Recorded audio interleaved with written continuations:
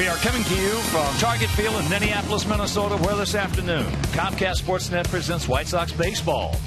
It's Jose Abreu, Alexa Ramirez, Avisaíl Garcia, and our Sox as they get set to butt heads with Paul Molitor's pesky Minnesota Twins. Hi, everybody, and welcome. With Steve Stone, I'm Ken Harrell, since we get set to bring you the finale of this four-game set and the finale of what was going to be a seven-game road trip. As you know, we missed 2 games in Baltimore because of the protests. The one we did play, we lost. As a matter of fact, we played 12 on the road this year, and we won 2 of them. And we've got a guy going out there this afternoon is hell-bent on winning a ball game. Last couple times out, Johnny Danks has actually thrown pretty well. Didn't have a lot to show for it, but he's got to be the stopper. And the stopper is a guy you can count on to stop losing series, and the Sox are in one of those. So the stuff was a lot more crisp the last couple times out. He's hoping for a little better luck against the Twins because he's 7-13 lifetime with an ERA of 5.59. That being said, there's a couple of guys to watch out for. Torrey Hunter is one of them. He's having a great series this series. And Joe Mauer, who's usually tough against everybody, and it's no exception against Johnny Danks, hitting .397. You keep these guys off base, well, you've got a pretty good chance to beat this Twin team. Right now, the Twins are doing just about everything right. They're playing .500 baseball, and they're looking good. They're catching everything that's being hit. But we've got about 7 or 8 guys on this team that have a bug. And Adam LaRoche is in the lineup today playing first base, and he is one of them. Adam LaRoche loves when Pelfrey goes to the mound. Now, he saw him once this year and did a pretty good job against him. And when you look at the lifetime numbers, you'll understand why he doesn't mind the 6'7" right-hander. He loves the ball down. Pelfrey does that. He throws a splitter. Adam doesn't mind that. And over the course of his career, he is 10 for 15 against Pelfrey. He's hit a couple of doubles, a home run. He's walked 4 times. And in the middle of that lineup with Abreu as a DH today and LaRoche playing first base defensively, hopefully he can shake out of this. Hopefully the offense can come to play today and they can get the running game in gear, which is something that they haven't done very well to this point. Got to have somebody on base where you can get that running game in gear. So sit back, relax, and strap it down. White Sox baseball coming your way.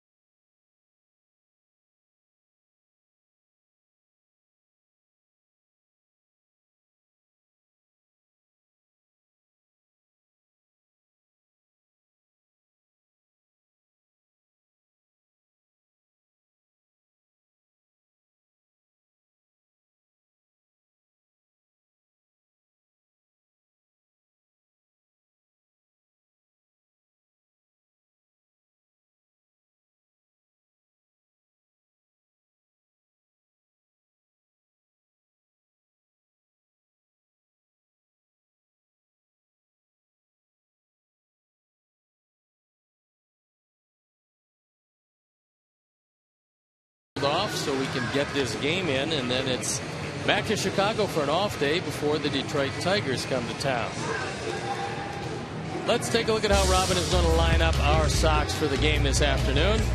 It's going to be J.B. Shuck with Adam Eaton still sick. He's in the leadoff spot. Melky Cabrera hitting second. Jose Abreu, the designated hitter, hitting third, with Adam LaRoche, the cleanup hitter, at first base.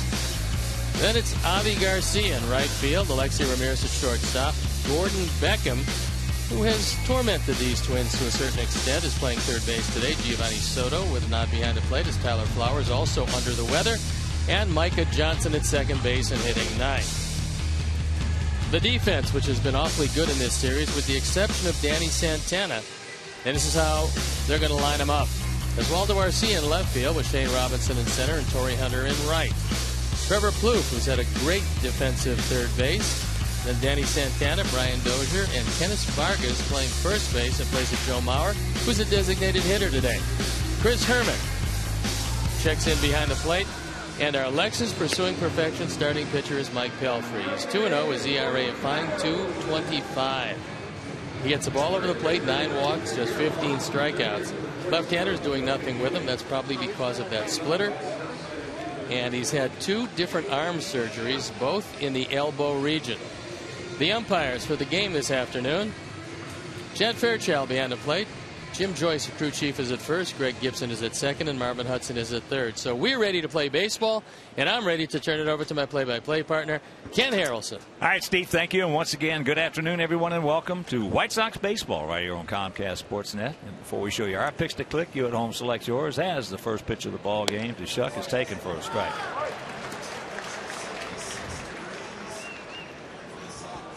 Shuck comes in, hitting at .313. He's 2 for 4 in this series with an RBI.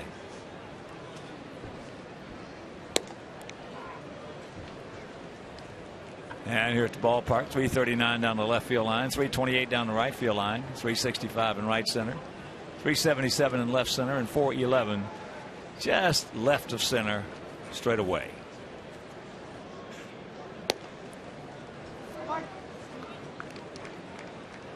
And here's an interesting stat Chris Kamka gives us, is the fact that in the 21 games we played, we only had 1 leadoff base hit. Belfry, original property of the New York Mets. He was drafted in the first round, the 9th pick overall in 2005. Had some good years for the Mets. His best year, 2010, where he was 15-9, his ERA, .386 and 33 starts. He's pitched over 200 innings twice. He's been with Minnesota for 2 years. They've been injury plagued. Softly hit right side. Vargas going to take it himself.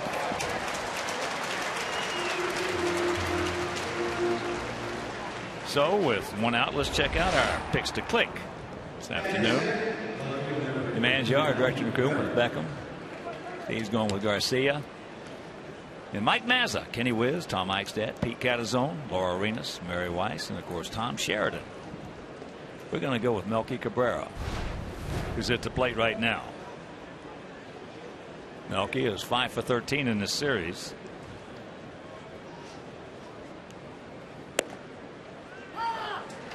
Takes first pitch, strike. Belfry's got a good splitter. Last year he started working on it. He didn't have confidence in it. This year he's got supreme confidence in it. And there's a base hit. So the 1 out single.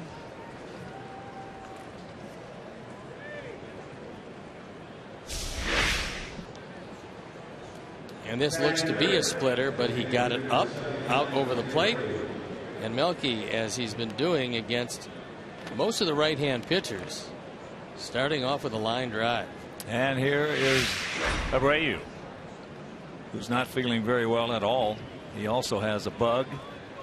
7 or 8 of our guys have it.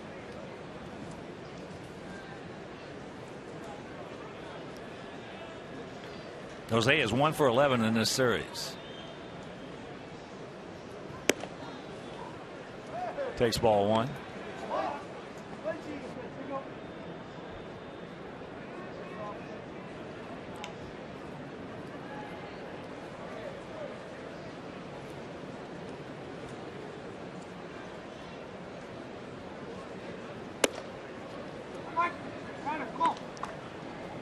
And he takes ball 2.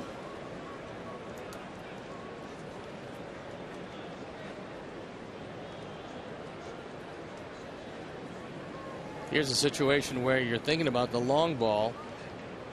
The Sox haven't hit one since April 22nd. It belonged to Abreu. That's 300 at bats. Well, I was watching him take batting practice this morning, and it's the most I've seen him aggressive in batting practice. I mean, he was hitting in the upper tank out there. He was hitting bombs everywhere.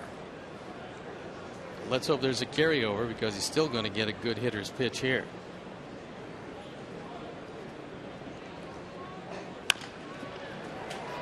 To Hopper. And they turn it. So we get the 1-out single. And the 6-4-3 double play after a half inning of play. Our guys nothing, and their guys coming to bat.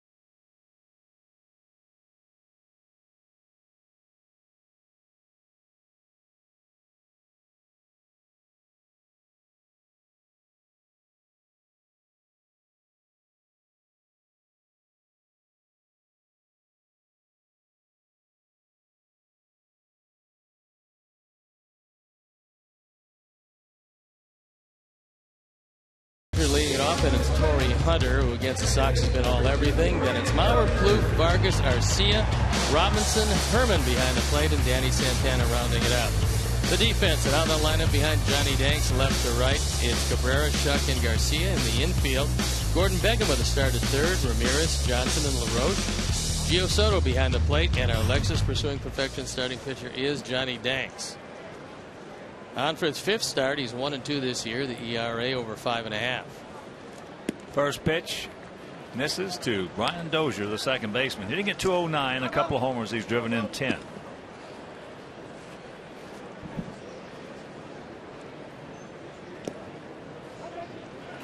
Two and 0. Brian in the series 3 for 14 with a homer and 3 RBIs. A 3-run homer off Chris Sale.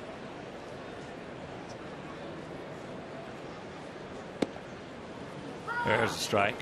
For whatever reason, leadoff hitters have slugged .818 against Johnny Danks this year, and that's very unusual. As you figure there'd be a feeling out process, it hasn't been that way. There's an example of it. A good speed aboard. 2 for 2 in stolen bases. Minnesota very passive on the base paths. They're 7 for 14. This one is up. It's off the plate, but it's a fastball up in the eyes of Dozier. He's a very good fastball hitter, and he leads the Twins off with a line drive. So here is Hunter. Torrey hitting at 250, couple of homers. He's driven in 9. 6 for 11 in this series, though, with a home run and a terrific catch. It may have been a game-saving catch in game 2.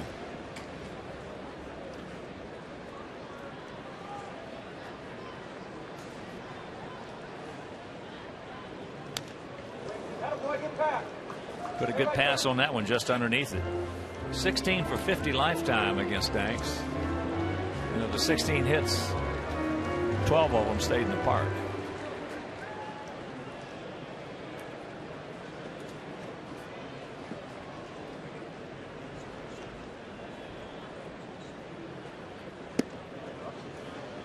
Change up.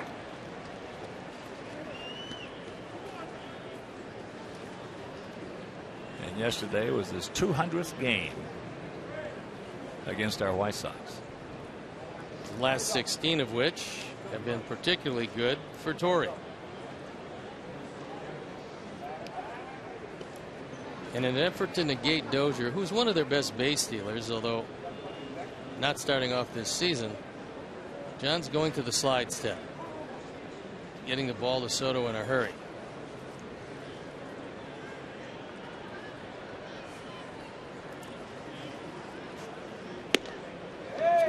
Drops that one over. If he's going to get the change up, he's going to have a problem. That last one was not near the spot that he wanted it. He got away with it. Long step. He gone. Hunter got outguessed, and he's looking back at Chad Fairchild. This ball has the entire strike zone. This one isn't even close on our Menards pitch tracks. Watch where the 5 appears. You can't argue that. I mean, you can argue it. You're just entirely wrong. And Torrey felt, for whatever reason, that it wasn't there, but he just got outguessed. He was looking off speed and didn't get it. Here's Maurer.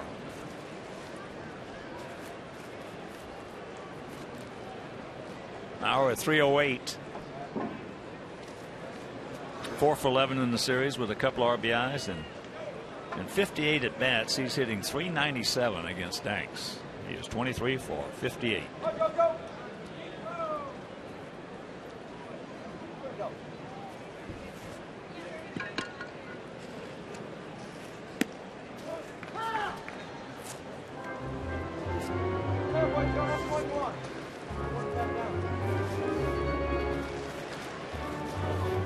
A lot of managers don't like to use a hit and run in the first inning, wanting to see if that starting pitcher can get the ball over the plate.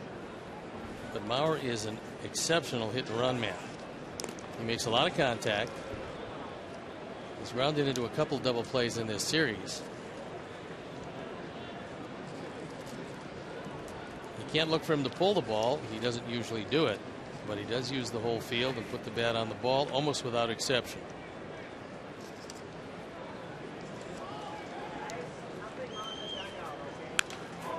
Another good rip right there.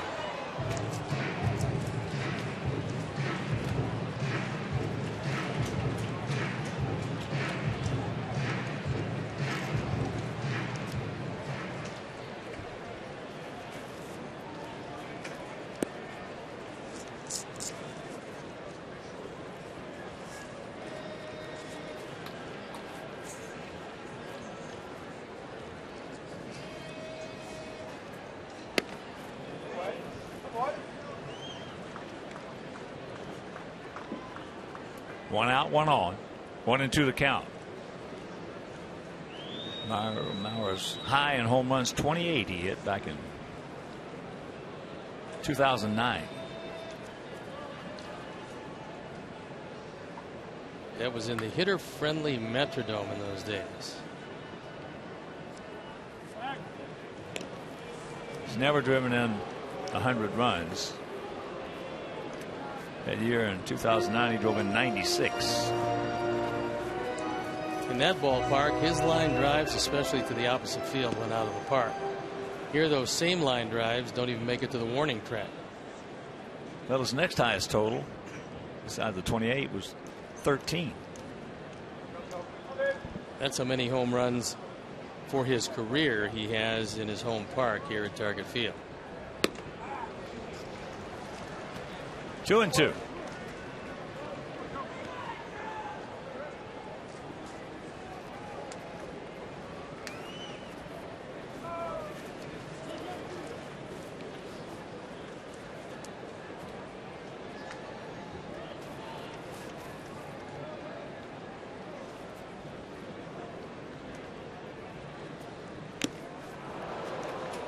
He gone.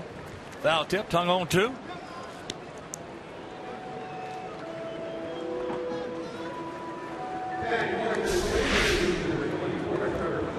This one is up in the zone, most likely by design.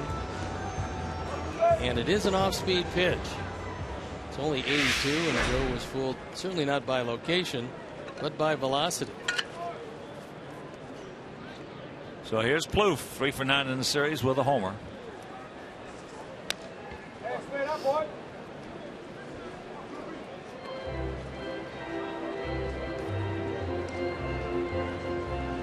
Plouffe comes in at 259, 4 homers. He's driven in 10. This is the 7th game we have played Minnesota in the first 6. We're 2 and 4.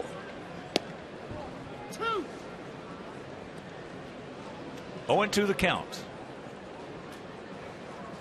Nice to see John break out that curveball early in the game to establish that, to give the hitters a third pitch to worry about.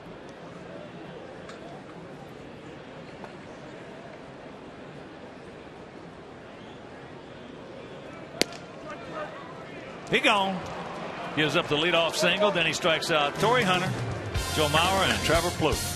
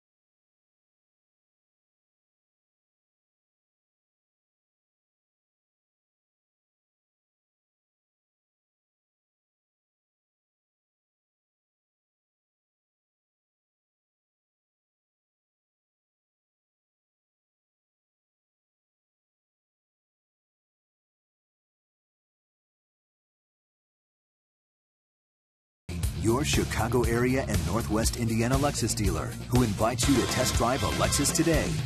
Blue Cross and Blue Shield of Illinois. Through it all. Audi. Truth in engineering. Xfinity. Your home for the most live sports. And by Toyota. See where Toyota takes you. Test drive one at your Toyota dealer. Toyota. Let's go places. Top of the 2nd inning. Adam LaRoche will lead it off. He's 2 for 9 in the series. And 10 for 15 lifetime off Mike Pelfrey. Pelfrey, 31 years old, 6'7", 240 pounds, out of Wichita.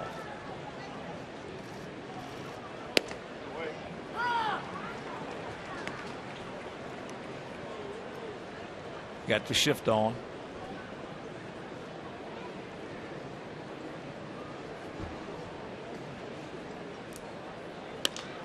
And there's a base hit.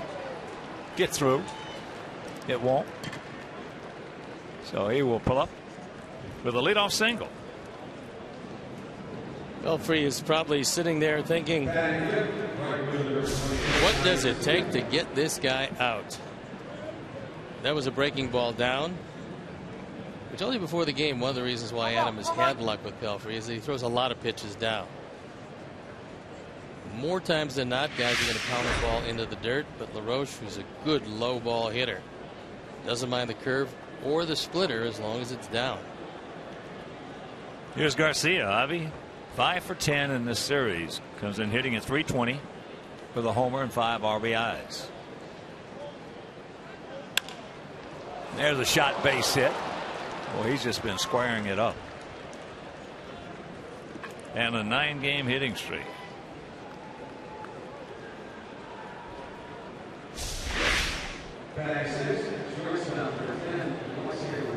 Dozier couldn't get to it. They were thinking about 2, and he wasn't playing all that deep at second base. Didn't give him any angle at all as that ball goes rifling past him. So a very promising start to the second.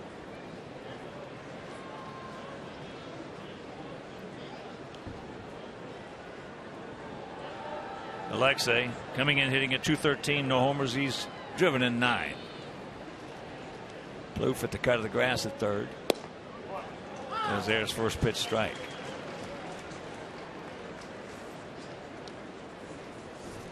Alexei 5 for 15 lifetime off Pelfrey.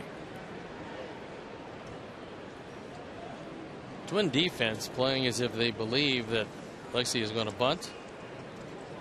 He does not have a sacrifice this year. Plouffe sucks it up and rack him up. Quickly, 2 gone. Now, the 7 double plays we have hit into in virtually 3 games. Trevor Plouffe has really changed his game defensively. First it was Ron Gartner during his years here working with Trevor Plouffe at third, getting his footwork, keeping his backside down, teaching him how to go to both sides with a first step quickness. Now it's Paul Molitor working with him at third base, and Plouffe, who comes out early, takes ground balls all the time, has really improved defensively. So here's Beckham. Plouffe. We get the first 2 guys on, hit into the second double play of this game in just 2 innings.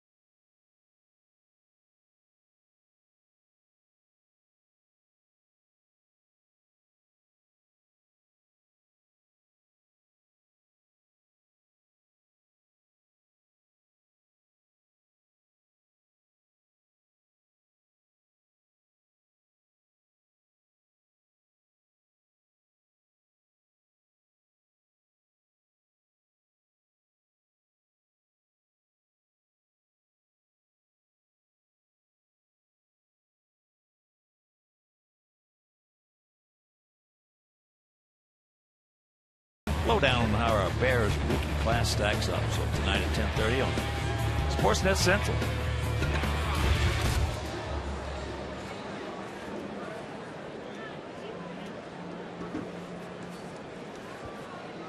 Vargas, Arcia, and Robinson here in the bottom of the second inning. Boy, those double plays, absolutely. The double plays plus the defense of the Twins in this series have just killed us.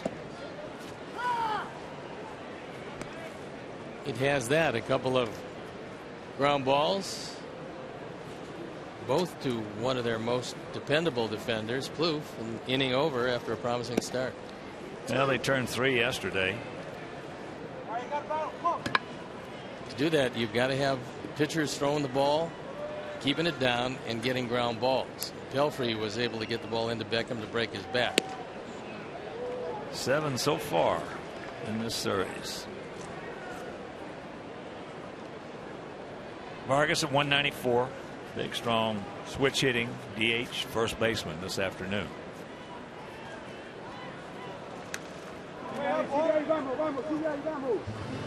Tried to heat him upstairs, and that was one of the better fastballs John has thrown. That was 92. It was in on the hands of Vargas. He has a tendency to get out front, however.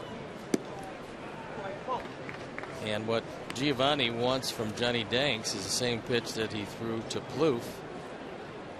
Got him looking, which was a backdoor slider on the outside corner.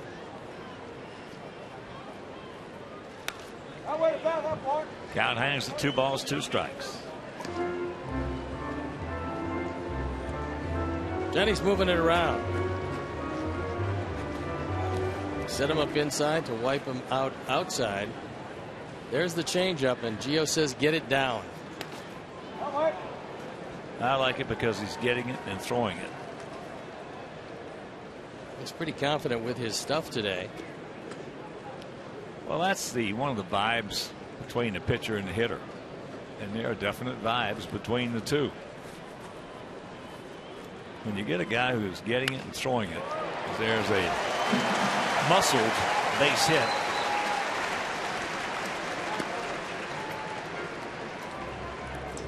Gives hitters the impression that the guy has a lot of confidence. When he's not there, taking a long time between pitches, going ball 1, ball 2. Gives the hitter an edge. So here's Arcia.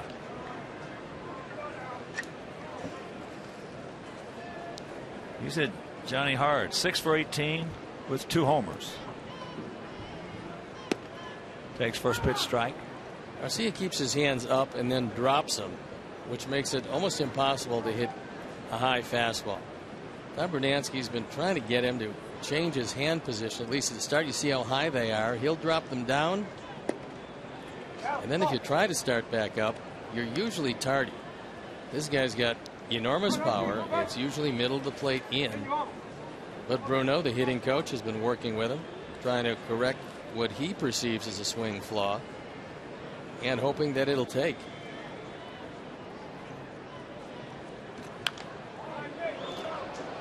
Count hangs at 0-2.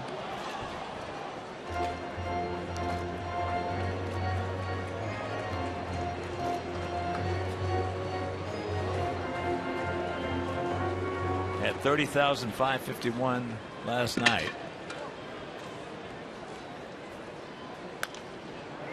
And another souvenir. Took the beer right out of his cup.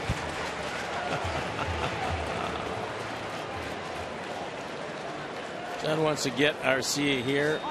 A fastball right about face high, inner portion, and that's what Gio wants. High fastball in. Just able to foul it off and fight it back. Good location for Johnny. Threw it exactly where Gio wanted it.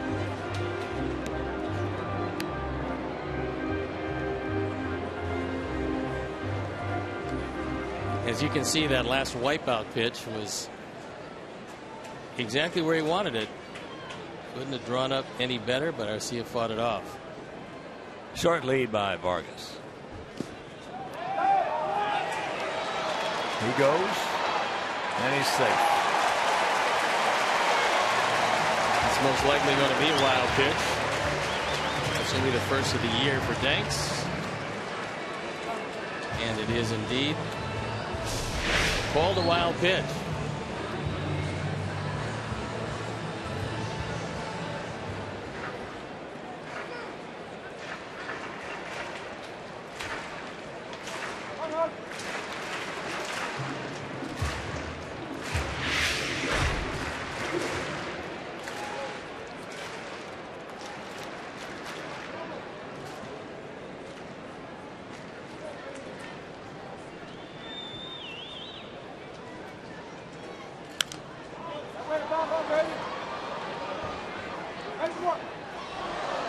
The biggest stories of the night last night was the Houston Astros and Seattle hooked up. They had 9 home runs between them, And Houston, who doesn't appear that they want to lose again, winners of 9 in a row, had Evan Gattis hit a 3-run homer in the first inning. They lead Seattle 3-0.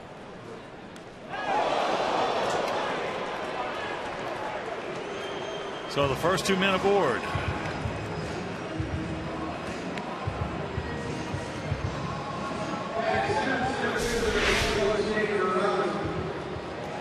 This one just gets away, travels up and in. Arcia does what you should do, which is turn toward the catcher to try to get away. He couldn't. Now the question for Paul Molitor, who has not used the sacrifice in similar situations, even with the bottom part of the order coming up, you got a good handler at the bat in Shane Robinson. Even though he's hitting .341, you go for some early runs and use the sacrifice. Outfield, for the most part, straight up, maybe a couple of steps over towards right. Corner's looking for it and don't get it, and there's the strike.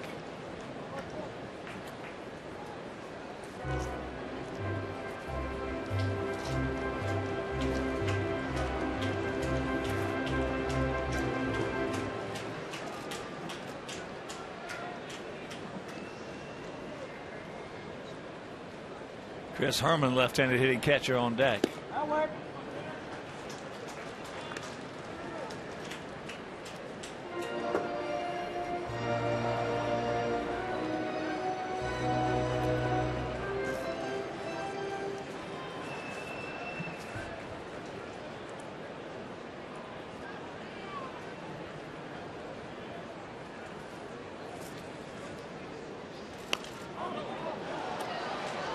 Another souvenir.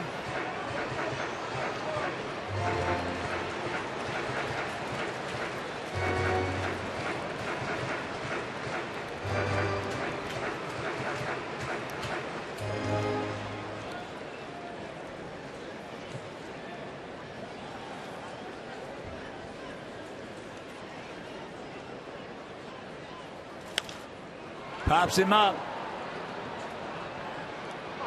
Micah. Infield fly rule is called. So Robinson is retired, 1 out.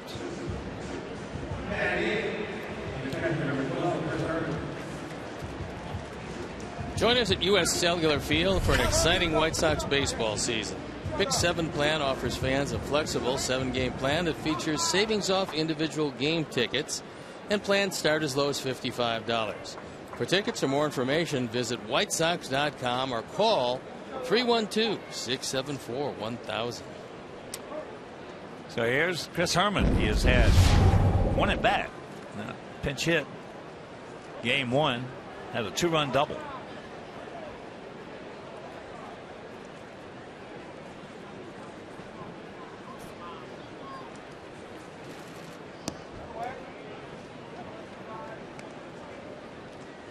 Low ball 1. And the oddity about Herman is not only can he catch, but more times than not, then he'll move to the outfield and play either left or right field.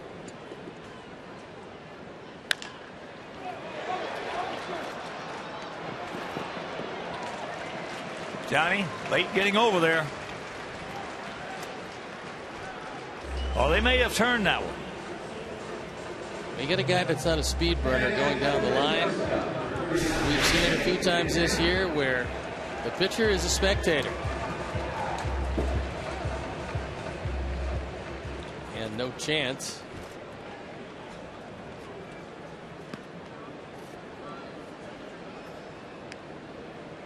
Wisely for Alexei. He didn't let the ball go. There's really nothing he could do with it. So here's the dangerous Danny Santana, who's 4 for 11 in this series with a couple of doubles. He's been swinging the bat well.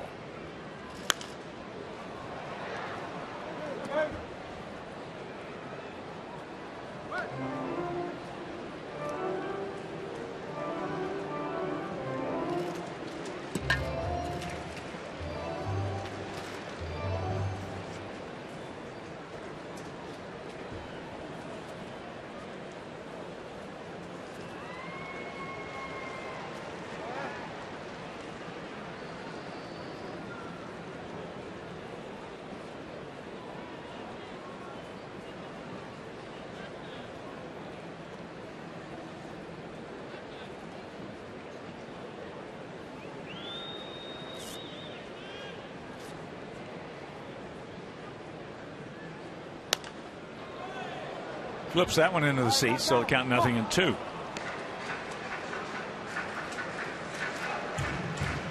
Santana is one of their bigger strikeout men. He does have a little pop from both sides with 2 opposite field doubles yesterday. But he leads the team in strikeouts. He's fanned 25 times in 21 games. For a guy that doesn't hit the ball out of the park very often,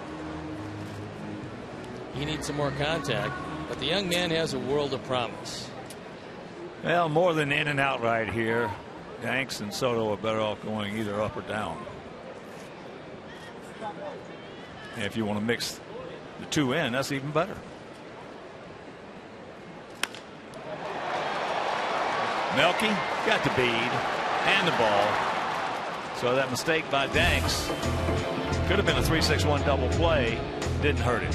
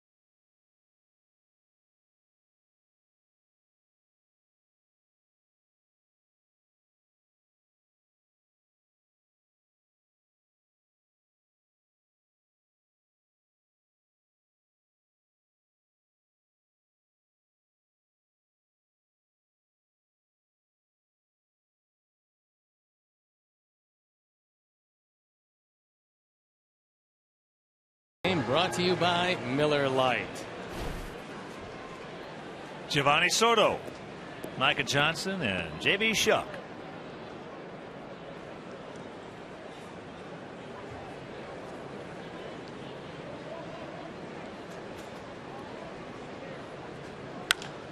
Base hit.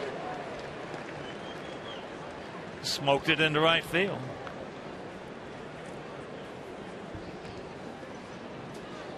That fastball was right down the middle, and Gio took advantage of it.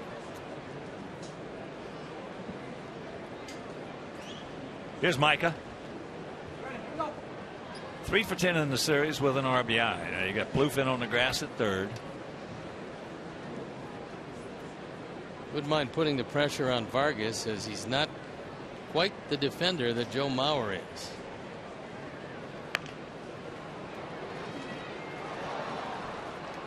Got him. It's got to be a sacrifice 3 unassisted. When he gets to the point that he can drag the ball not to the first baseman, but past the pitcher towards the second baseman, with his speed, he's going to get some hits. Well, the sacrifice puts Soto in scoring position.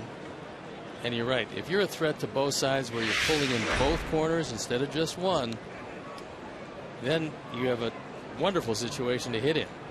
Well, with his speed, if he gets 12, 15 of those, if he gets 15, which should be able to do throughout the course of a season, 162 games, that's 30 points. But the biggest thing is having men on first and second and nobody out. Especially effective against a left-hand pitcher. it's a great bunt, great play either way, especially if you can get it by the pitcher. But against a left-hander, it's even easier. And then you need supreme coordination between the second and first baseman, something that they don't do a whole lot of. And you will get your base hits.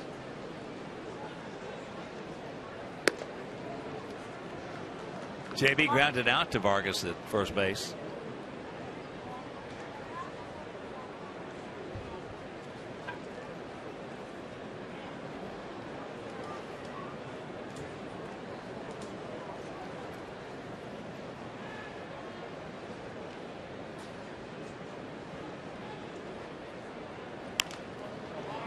And that's popped up. Floof, 2 down.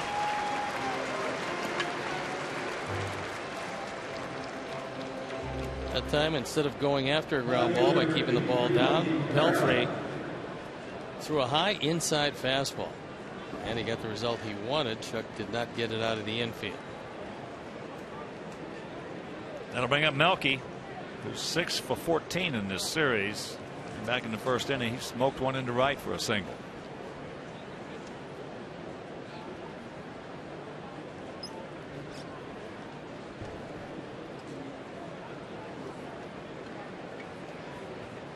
Melky's batting average against right-handed starters over the last couple of weeks has been right in the neighborhood of 475. So when the right-handers go to the mound, Melky doesn't mind very much.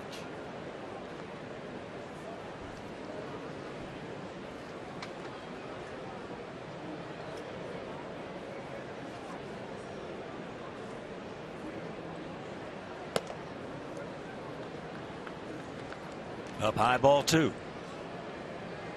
2 out, 2-0 the count. Soto at second.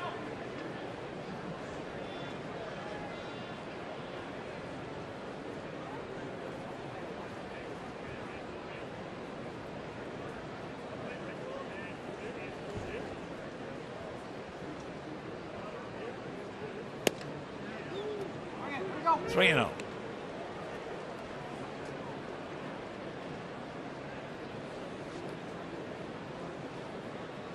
Turn him loose.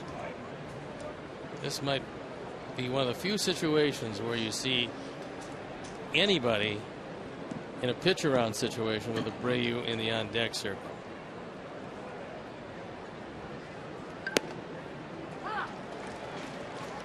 Three and 1.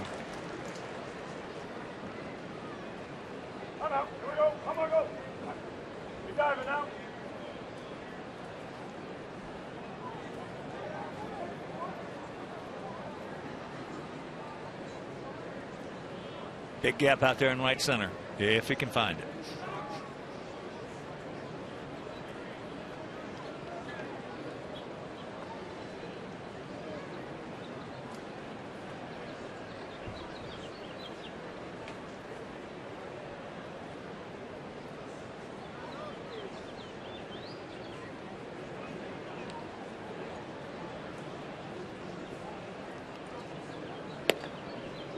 And there's ball 4. In that at bat, it looked like he took the hot hitter out of the equation. Let's see if Jose can make him pay for it, because he wasn't getting it all that close on his pitches to Melky. In most cases, the on-deck hitter knows exactly what's going on.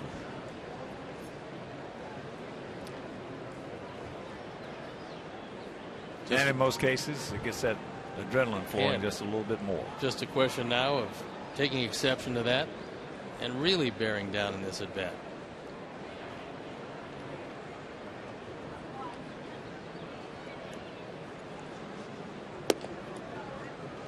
Sweeper misses.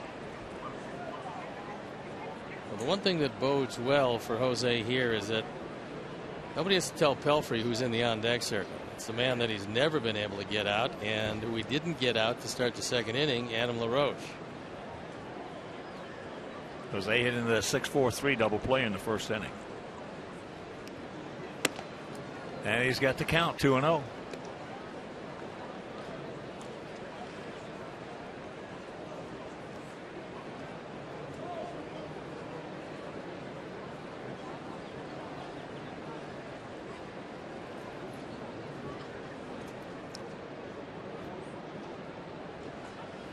2 more, 2 out.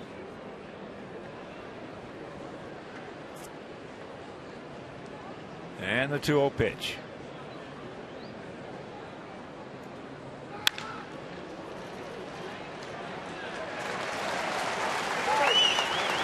He gets out of it. 6-4 fielder's choice. We spend a pair and still going to the bottom of the third, no score.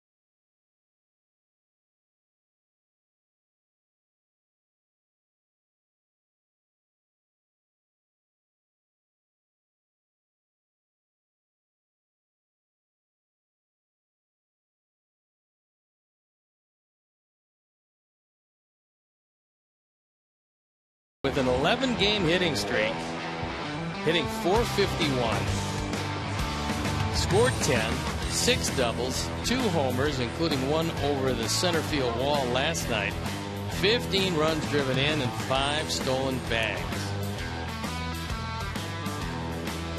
What a player he's been, and the Astros in command, surprisingly, of the AL West, 6 games up. Well, Dozier lines another single into left field. He started off the bottom of the first with this thing. I told you to start off the ball game. The one oddity of Johnny Danks, and who knows why this happens, is that to lead off an inning, the opponents were slugging well over 800. And leading off each and every one of the 3 innings, the leadoff hitter has gotten a base hit. And then John has worked his way out. Torrey Hunter struck out.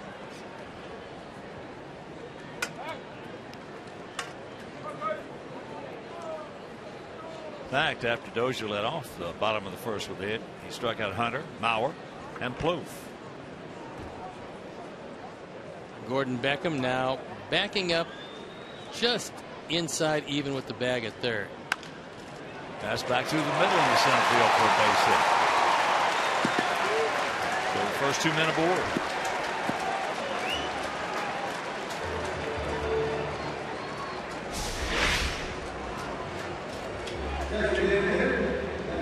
That was a backdoor slider that caught too much of the plate. And Torrey Hunter, who was a strikeout victim looking for anything but a fastball the first time up, got the pitch he was looking for and took it right back up the middle.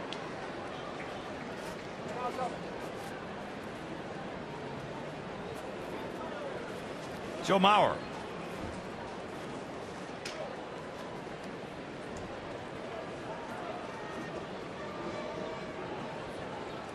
Struck him out swinging on a fastball.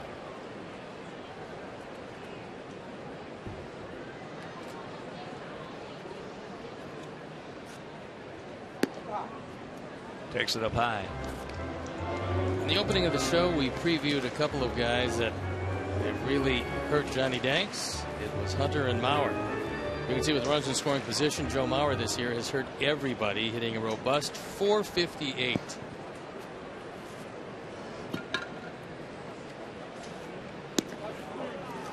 Uh-oh, he's got the count. 2-0.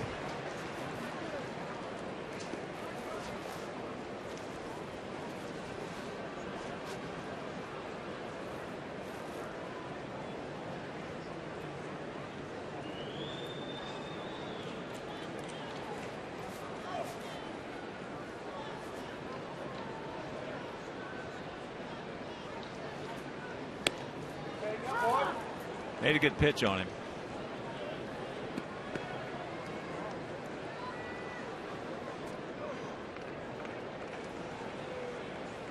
Javi way over in the right center field. On average, he probably plays more off the right field line than any right fielder in this league. As Mauer put a good pass on it just underneath it. Well, the one thing that Joe Mauer did work on in the offseason was trying to pull the ball more, thinking that if he did that, the opposition, number one, wouldn't be able to shift as much, and number two, he'd be able to drive in more runs and just maybe hit for more power.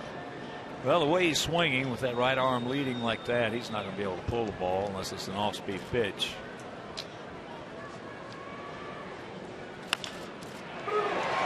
Nice play. Nice play. Johnny drops the ball. He was late getting there. Twice he's late getting over there on good plays by Adam LaRoche. LaRoche is a magician with the gloves, and Mauer does indeed pull the ball down the line. Now he got this one way inside. This ball is off the plate. It's a good job of protecting by Mauer. And he bids for a double. Adam gets it there in time, and John just flat out drops it.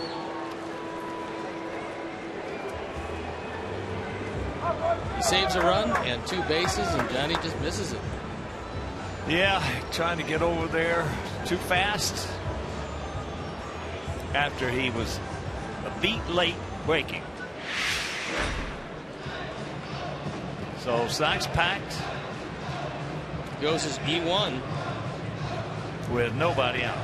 Good play by LaRoche. And Johnny, who falls off to the third base side consistently with every delivery, even when he's throwing that fastball inside to the left-hander, gets off the mound.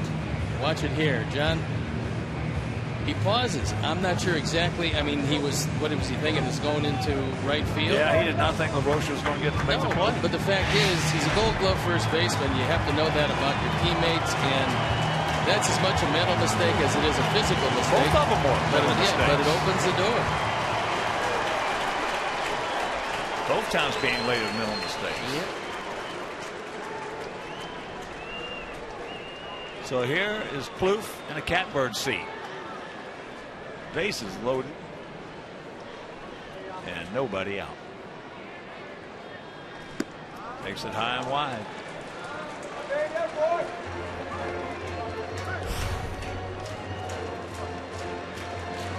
You get pretty decent speed on the base pass.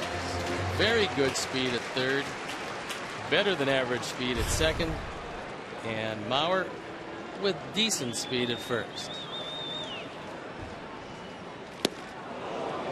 Big hack on the chain. No, I was talking about Mauer, the way he swings. The further that lead arm, his right arm, goes out, the less he's going to pull the ball unless he gets hit on the fist or if it's an off-speed pitch.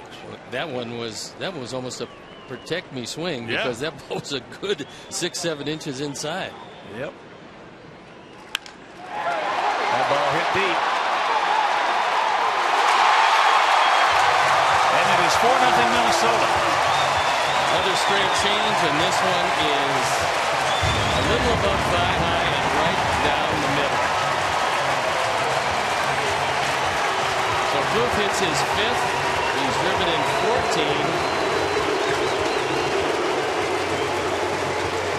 And Johnny is most unhappy with himself. It's one thing to make a mistake on the mound when you should have gotten over and didn't. It's another thing to carry it over to the next hitter. A Ford home run replay is a line drive rocket. Most unhappy Johnny Danks finds himself down 4-0. And the first career grand slam for Trevor Plouffe.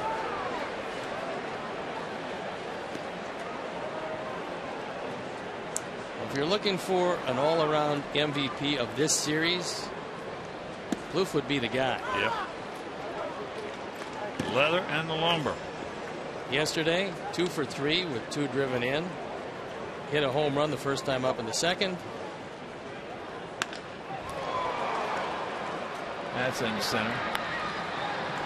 It's out number 1.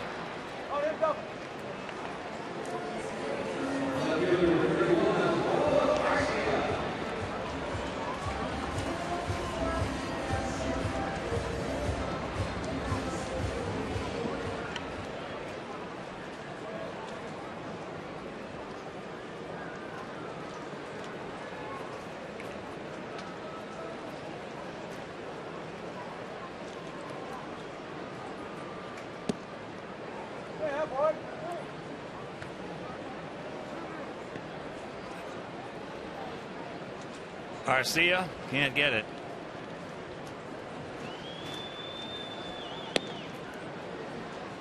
We've had against us the bases loaded this year 12 times, and opposition has come up with 6 hits.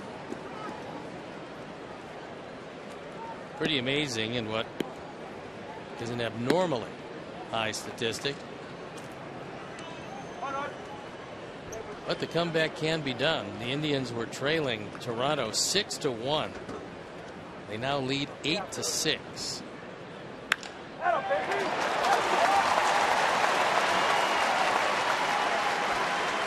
Melky gets it back in with another beautiful throw.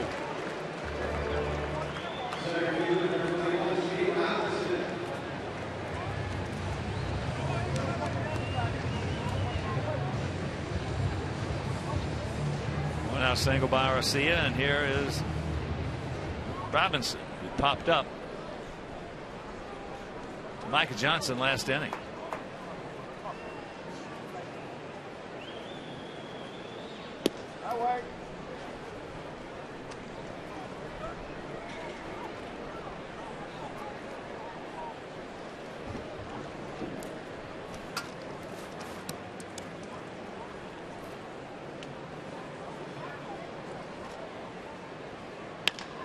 Base hit.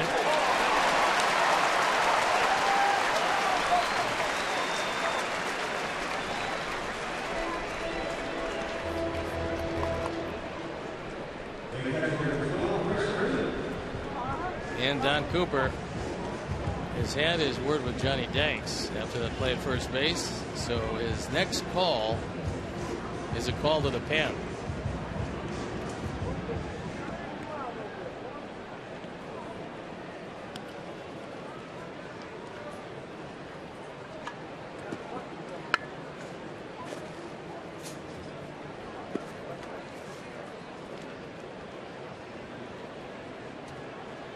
Chris Herman hit a ground ball in the hole between first and second that LaRoche got to. Could have turned it into a 3-6-1 double play had Johnny been there.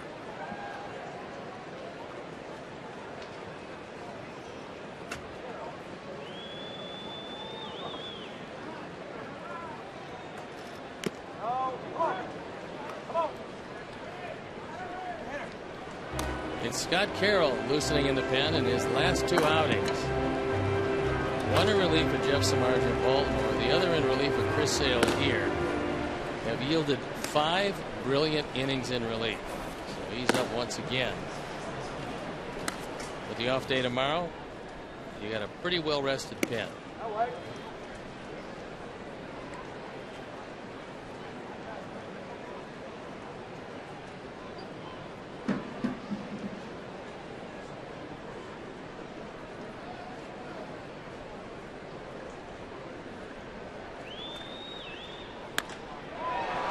That's foul. Thank you.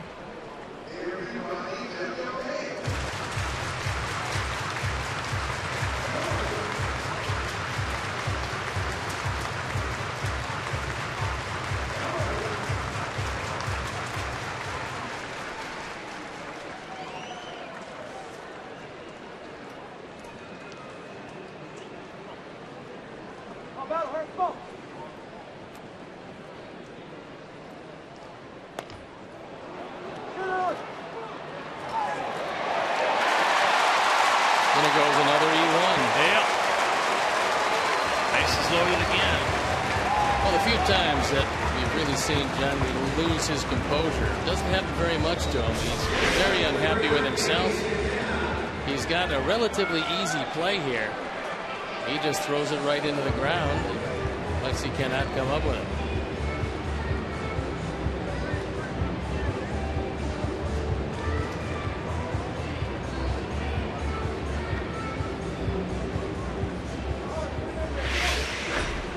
I said it the other day, and I'll say it again.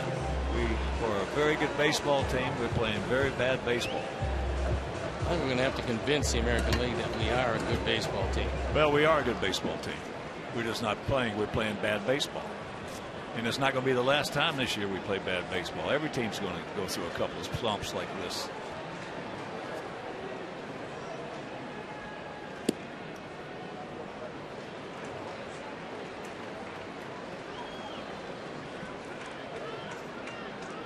Santana applied to Melky in left center field.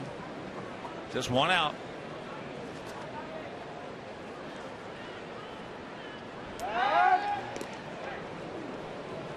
Pretty good idea on the pickoff as Adam goes behind Herman at first base. It's on a sign most likely given by LaRoche to Johnny Danks. A lot of times when you go behind the play, you can find a base runner napping. They almost did that time. I love that play. That's through the wickets.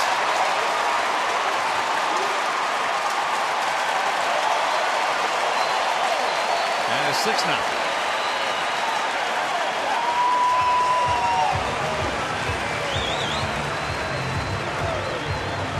Most likely going to be E3 and an RBI for Santana. 3 errors this inning.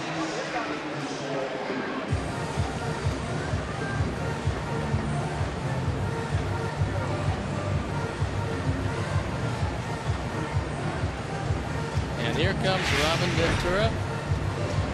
That's going to be it for Johnny Danks. In very much a nightmarish third.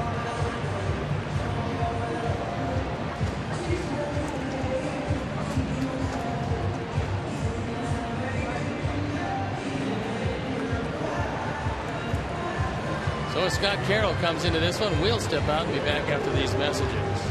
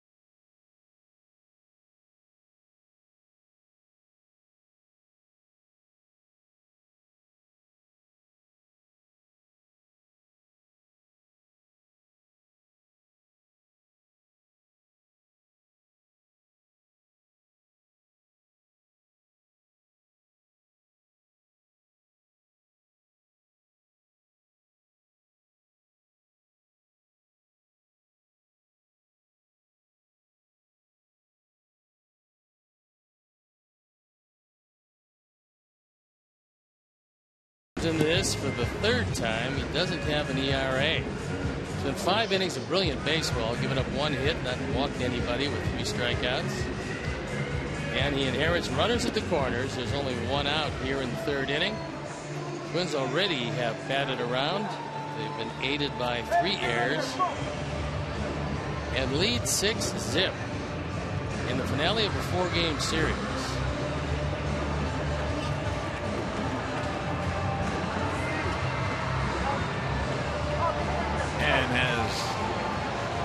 Turned into a 5-game road trip instead of a 7.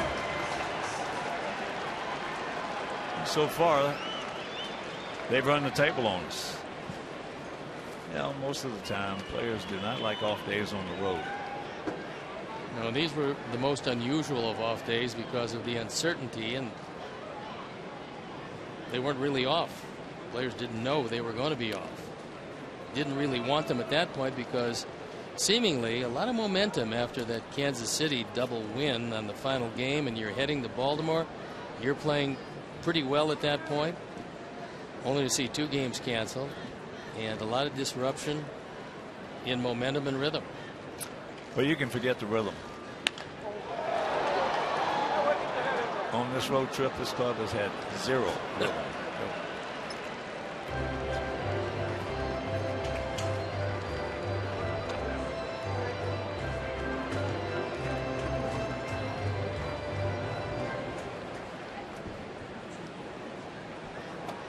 Dozier started it off with his second hit.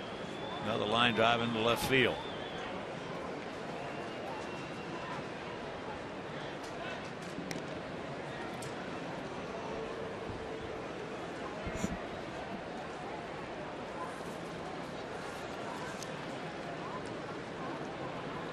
Santana can run, although this year it doesn't look like it. He's only 1 for 3 in stolen bases.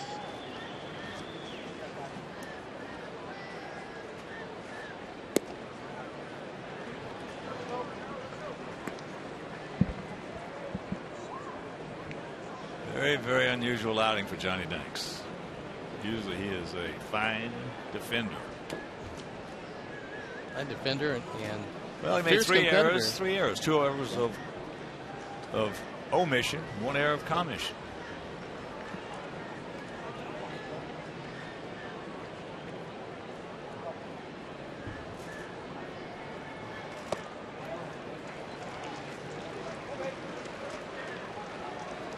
One out, runners at the corners.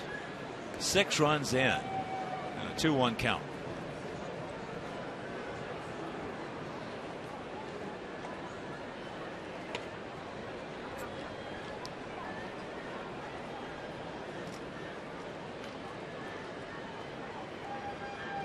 There he goes.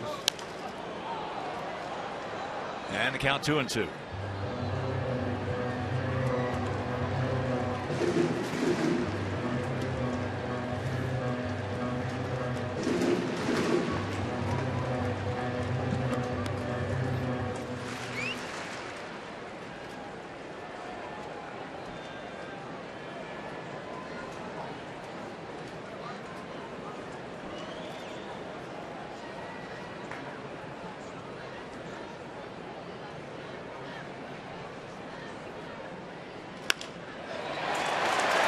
It's 7-0.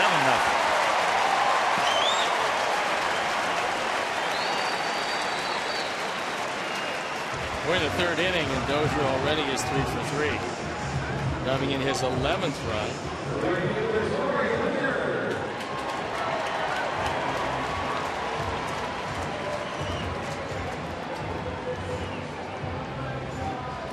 Now bring in Torrey Hunter, who's 1 for 2. He singled earlier this inning and came around to score.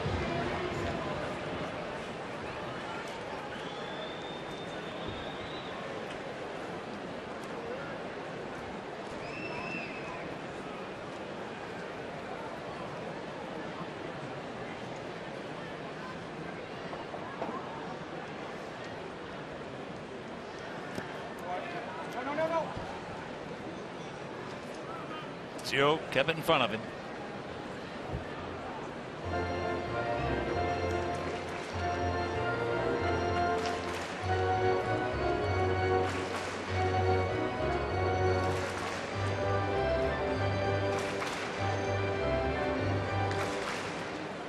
Anytime the opposition is hitting for 22 minutes and a half inning, you got a problem. Unless there's a rain delay. And with bright sunny skies right now, none in evidence.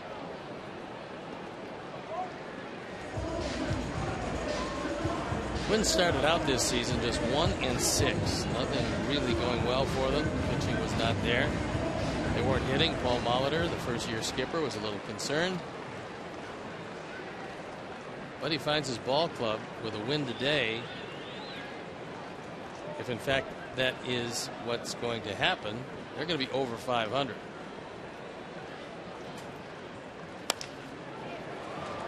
All right. Rack him up. Big cooking number goes up on that board. We'll go to the fourth, trailing 7-0.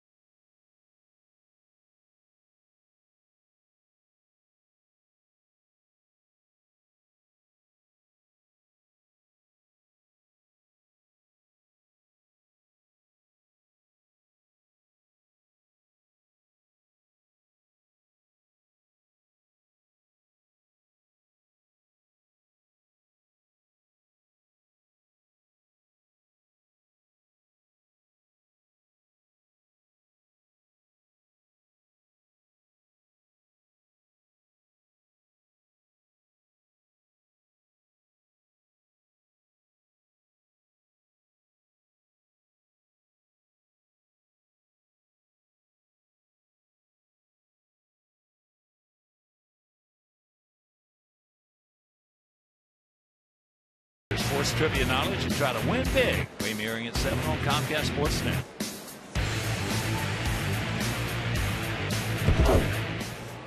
Adam LaRoche, 1 for 1, a single. We'll lead it off here in our half of the fourth inning. Take strike one. One thing you hope for is that very long inning might affect the control of Pelfrey. You had really good stuff before the inning.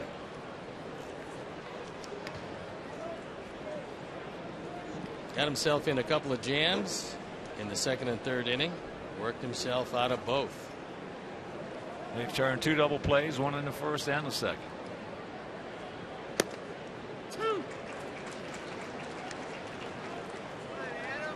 1 and 2.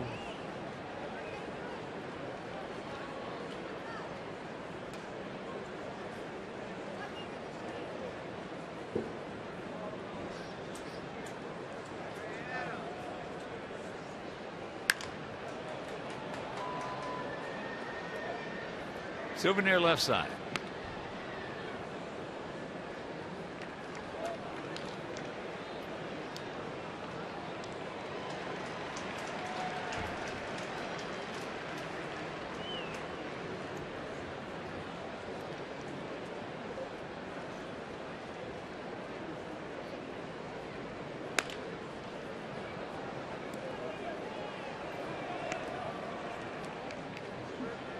Pelfrey tried to heat him up inside, went in off the plate at 94. Probably is ecstatic he's able to get that fastball back up to those velocities after Tommy John surgery and then an elbow cleanout. Off speed and way outside. So 2 and 2. Avi on deck and Alexei in the hole.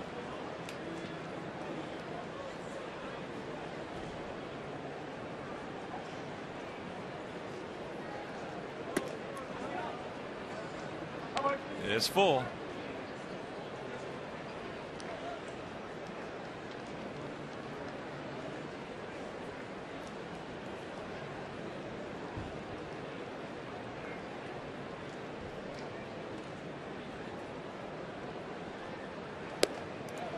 And there is the leadoff walk.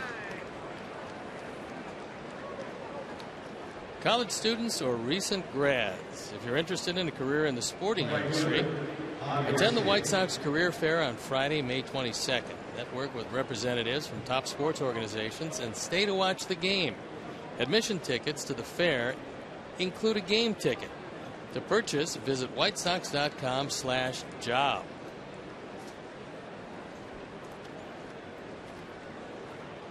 So here's Avi. Avi, after LaRoche got off the second with a single, he did a bullet back through the middle for a single. So he had something going. This trip, we started off in Baltimore, and they had a 6-run first inning. That was in the game that nobody attended. And then we come here, and in the third inning, they had a 7-run third. So this is the second 7-run inning that they have had in this series. For a team not really noted for an exceptional offense, they're making a very good imitation of one in this series.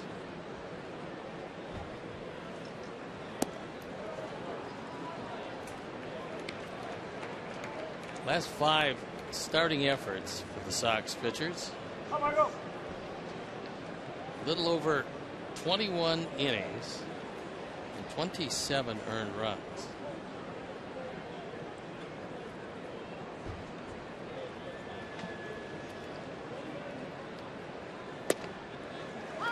It's a little hard to take when you're not swinging the bats. Now the pressure really starts to build when you know you're not going to put a lot of runs up on the board.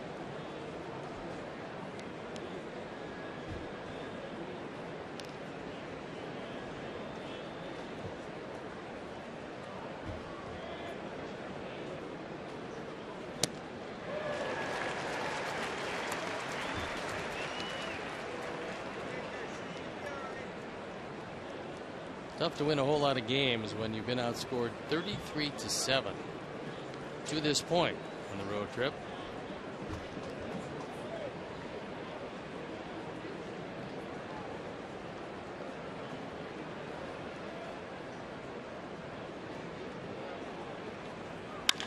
There's a base hit. Javi continues to swing that bat. He is now 7 for 12 in this series. Duffy tried to get this sinker down, looking for a ground ball to the left side. But Avi able to lift a line drive, hit very well to left field, and once again, just like the last time these two went 1 and 2 in an inning. In the second inning, it's first and second and nobody out. So here's Alexei. Back in the second, hit into a 5-4-3 double play. Hit the ball hard.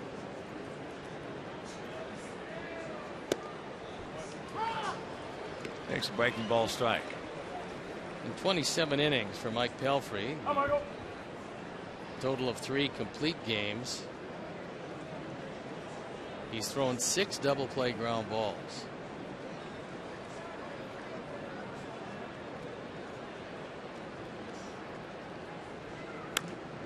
Good pitch he made on him.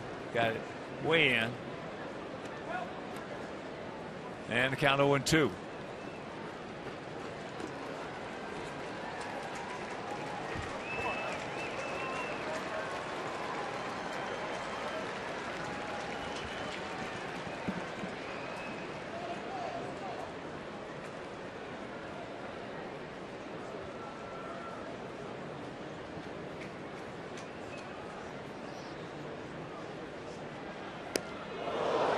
He wasn't trying to do that.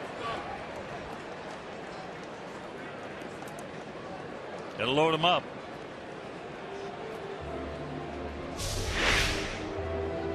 He's got that padded up elbow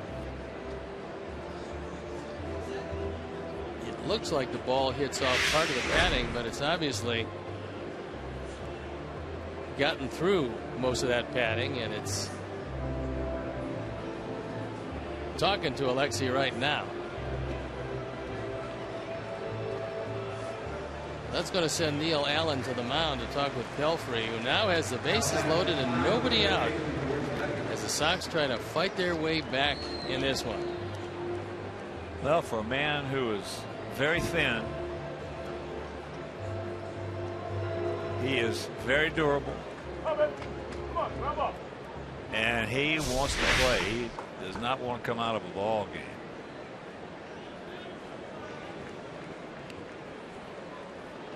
So here is Beckham. He got it out to Plouffe.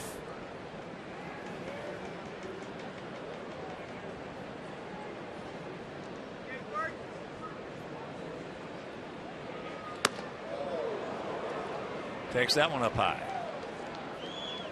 What we talked about was an exceptionally long inning in the bottom of the third. It was in the neighborhood of 23 minutes, and it could very well have affected the command and control of Mike Pelfrey, who's in a big jam.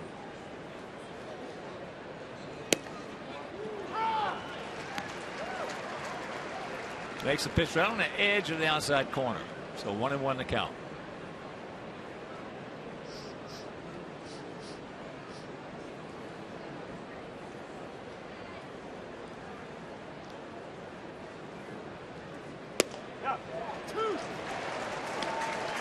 High strike.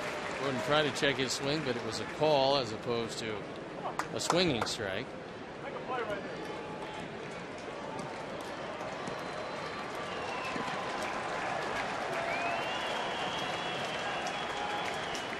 Only be a nice time for grand slam number 1 for Gordon.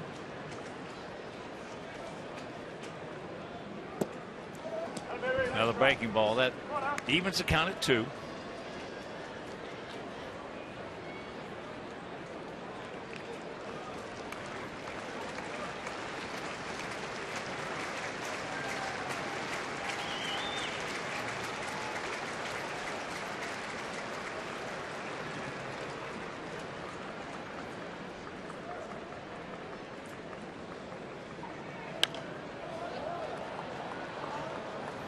Souvenir right side.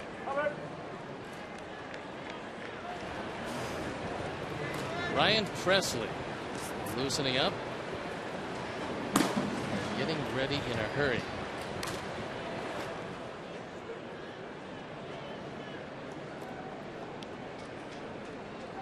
Sox packed with Sox. LaRoche at third, Ivy at second, and Alexi at first. Checks it up in a full count.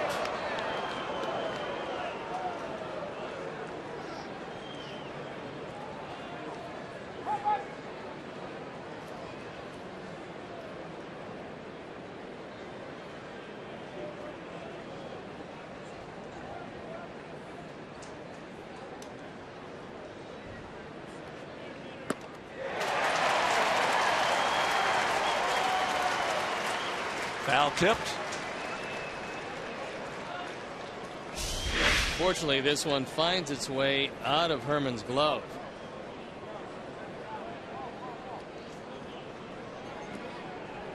He calls him out. He's saying that apparently on the transfer, well, Gordon swung and knocked the ball out of his glove on the backswing. Well, that's a different story.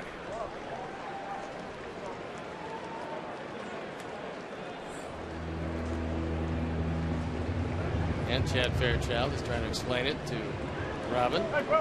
So 1 out. Watch it again. It does stick in the glove initially. And then Gordon on the backswing knocks it out.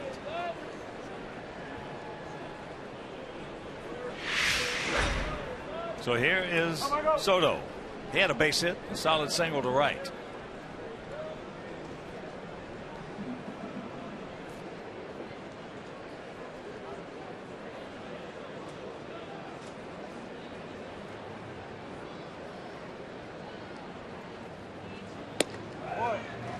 Faking all the way, looking at a pitch, and it's 0-1. Outfield shading up to the right. Bunch just a bit.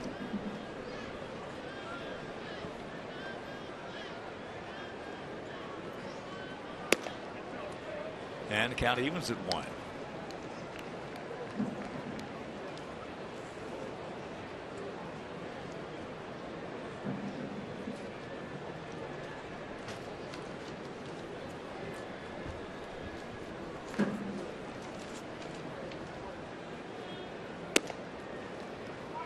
And it goes Soto's way. 2 balls and a strike.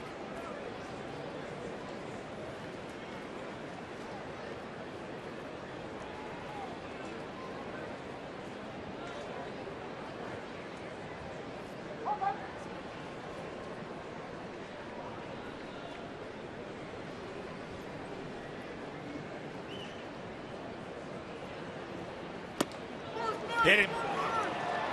And it's a 7-1 ball game.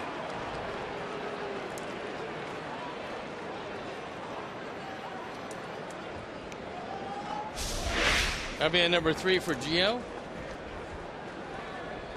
And Pelfrey's control has gone awry here in the 4th. Leadoff walk, 2-hit batsman. And here's Micah Johnson had a sacrifice bunt. Come on, Michael.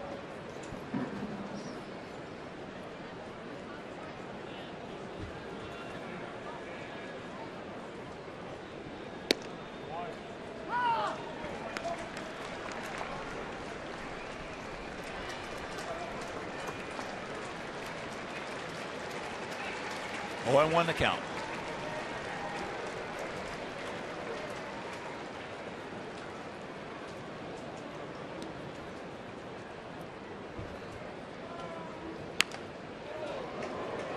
That one rifled into the Sox dugout.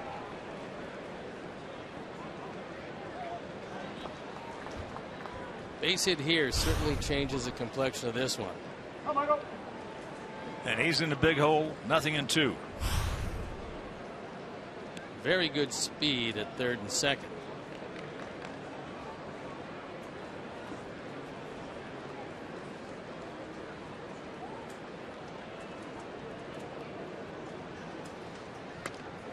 And he hit him.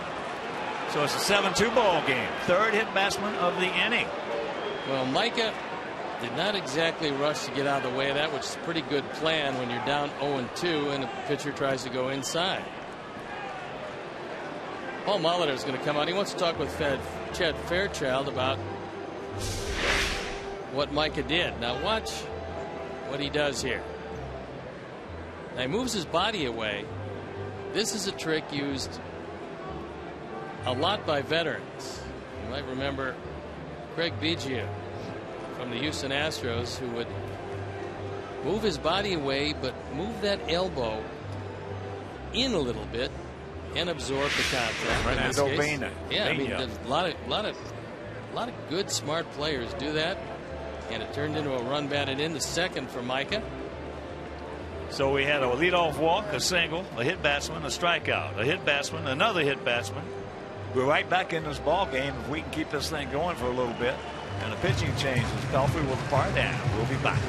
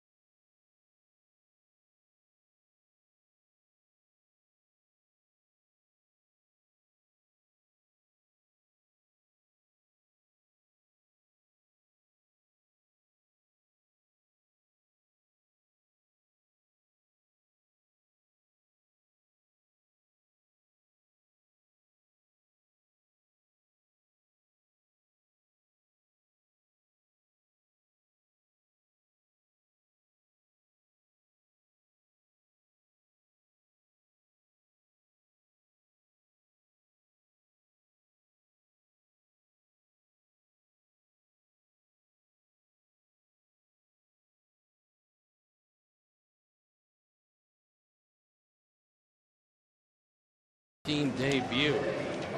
That's what he did at Rochester. He was 0-2. His ERA 4.5. Struck out a whole lot of people, but walked too many people in his 10 innings of work. He inherits the bases loaded. It's a 7-2 game. And things fell apart for Mike Pelfrey, who departs. He can't win this one, but he is charged with the responsibility of everybody on base. With one out, Presley, 26 years old, out of Dallas. And here's J.B. Shuck, 0 for 2, a grounder to first and a foul out to third. Takes first pitch strike. Presley had a good run at it last year with Minnesota.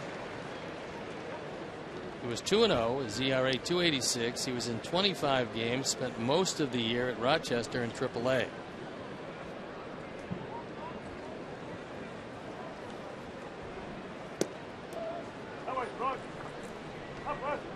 One and one to count.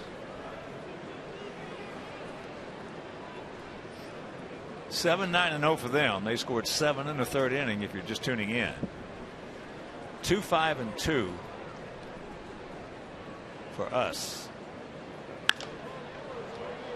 And that's popped up into short left field. Leslie's tagging. Not going anywhere. 2 down.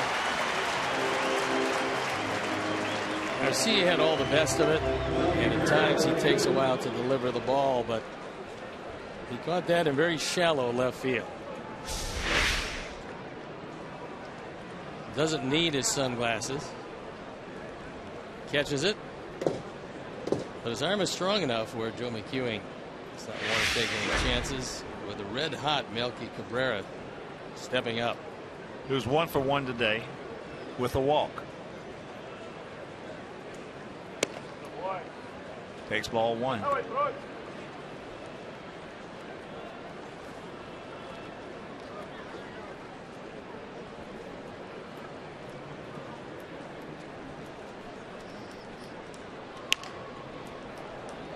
Count evens.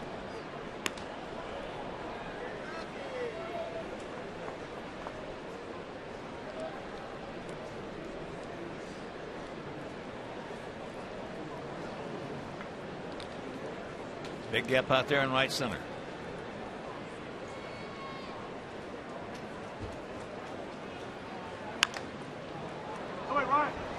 And that 95-mile-an-hour fastball. Souvenir left side. So the count now. And Presley's favorite, 1-2.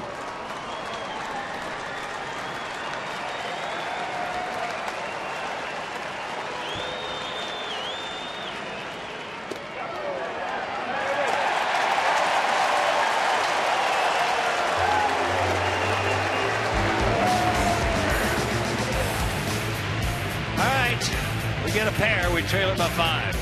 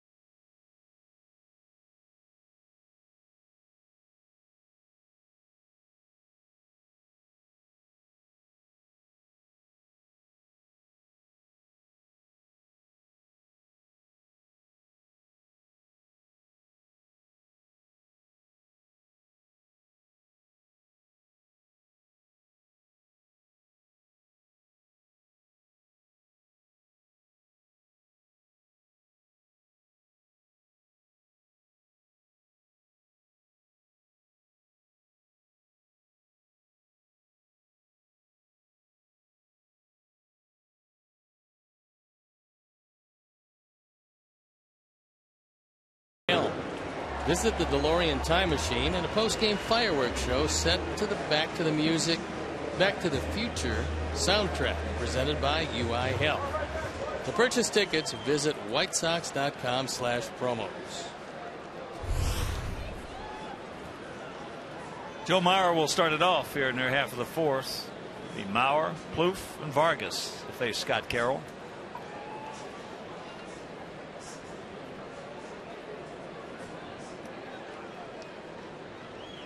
Mauer reached on an error by Johnny Danks.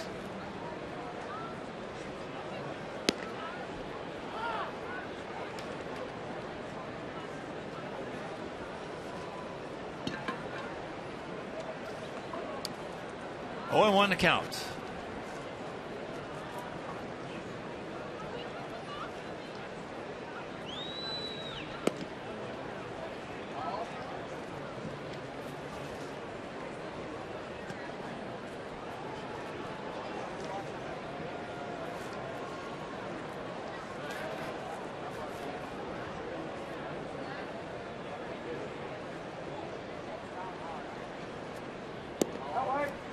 That's low.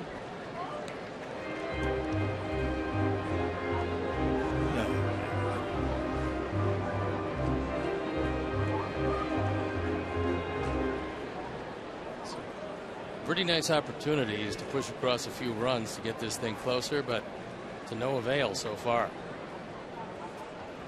That's some typical Mauer hit. A shank down to the left field corner.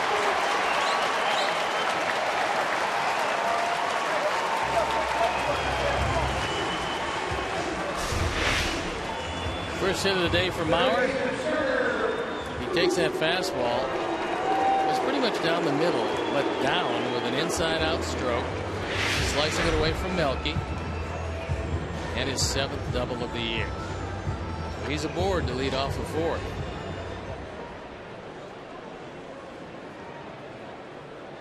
There's Plouffe. He's 1 for 2. Strikeout. And a grand slam homer. His first.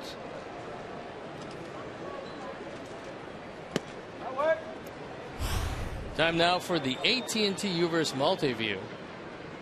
After a base hit, and a drop throw at first base, Trevor Plouffe. It's his 5th home run of the year. He's now driven in 14. And a grand slam line drive rocket of a home run.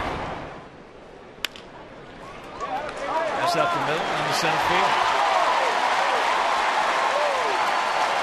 So it's 8-2.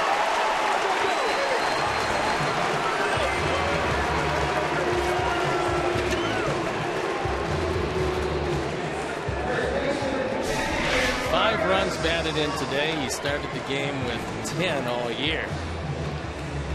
This seeing eye base hit eluding both Ramirez and Johnson. Trevor Plouffe continues his red hot series.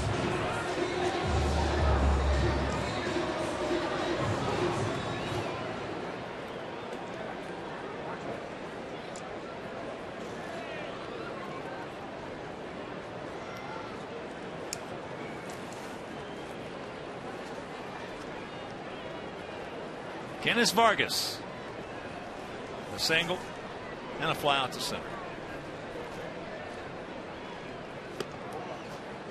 We saw something last night in baseball that you very rarely if ever see, and I'm not sure I ever saw it before. We had 2 games on the West Coast end by a base runner getting hit with 2 outs in the last inning to lose the ball game. It was the most amazing occurrence. It happened with the Diamondbacks.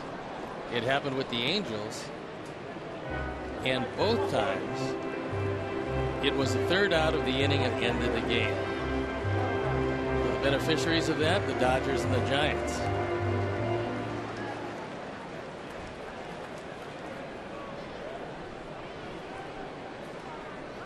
Cleveland now leading Toronto 10-6, top of the 8th inning.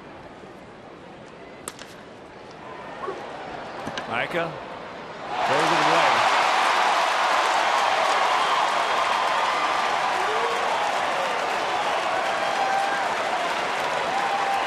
Micah picks up his first error of the season. Boy, it's contagious. Everything in this game is contagious.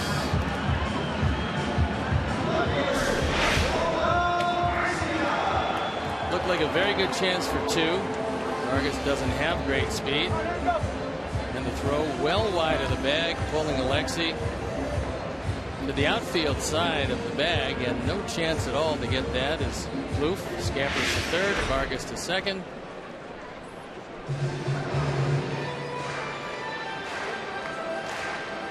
Wow.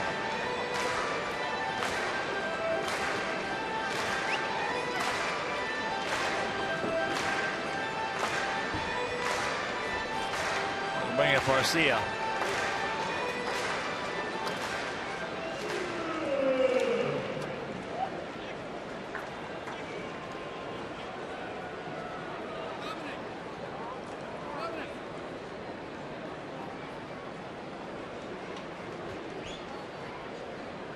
Garcia was hit by a pitch, and he also last inning singled and scored. Dan Jennings starting to throw in the pen. The appeal at second base, and Greg Gibson says he touched the bag. Now they're going to appeal at first base, apparently.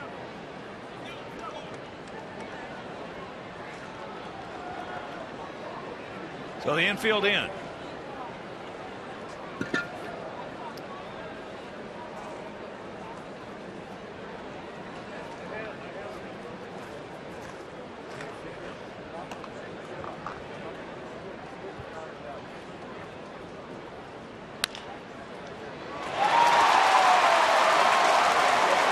That's going to be a run scored, make it 9-2.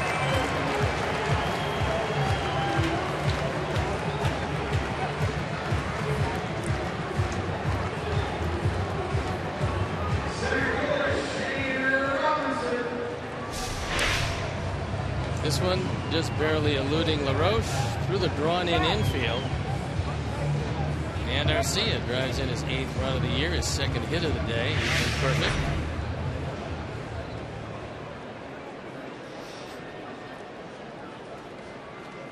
And now we've got a pinch runner coming in for Oswaldo Arcia. Jordan Schaefer comes in the game. That's going to improve their defense. Gives them some pretty big speed at first.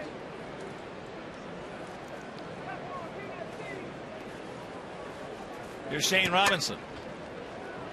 He's 1 for 2.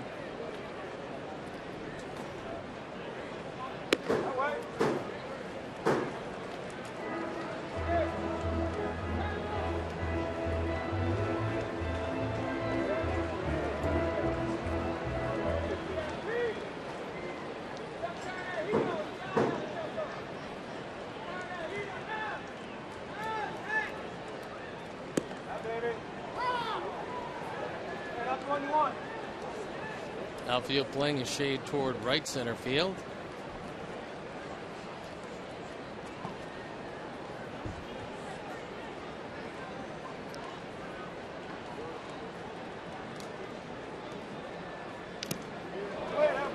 Helps him out right there.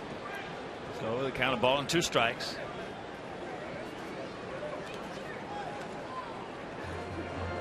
Still nobody out.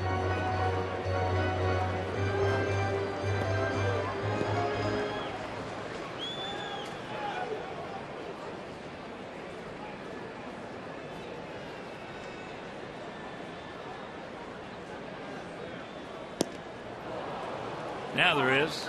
He gone. 1 out.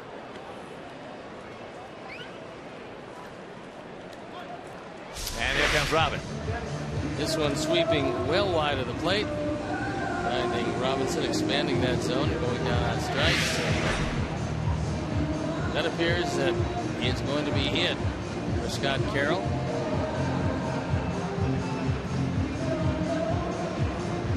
And so as Dan Jennings comes into this, we'll step out and be back after these messages.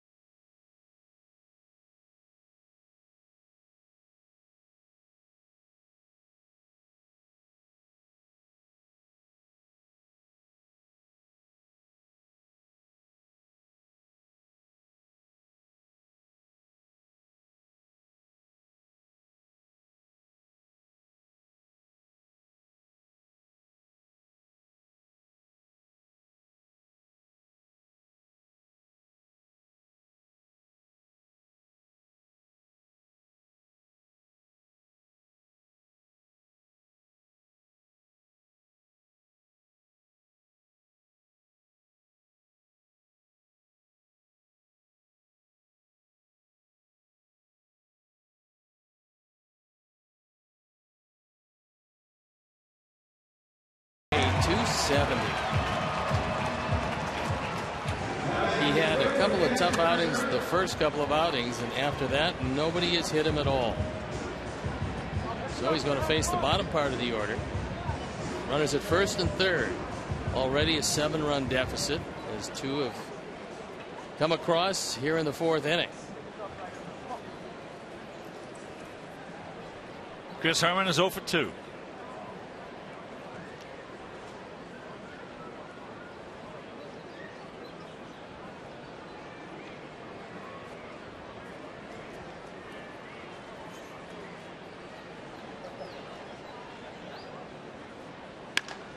Line shot, knocked down by Beckham.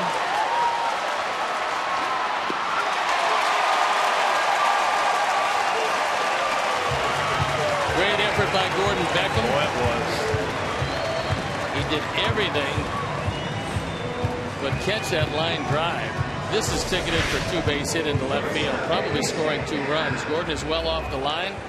As the ball trickles away, Vargas is able to score. It's actually a heads-up base running play because as soon as he saw the ball trickle away, he took off. Most base runners wouldn't even think about that after Gordon flagged it down, but it's a 10-2 game. It's amazing he got any leather on it whatsoever. Just a rocket. So here's Santana.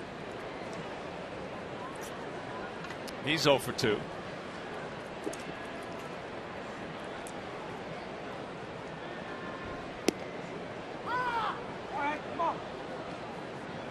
Next first pitch strike.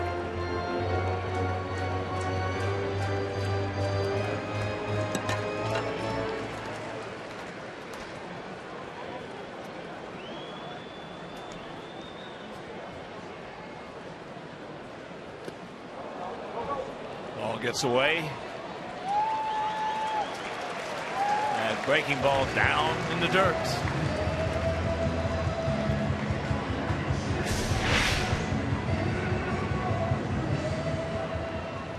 This one gets away just far enough for the runners to move up.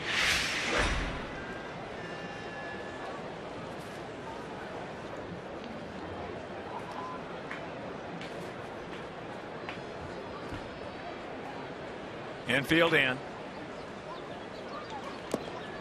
He gone.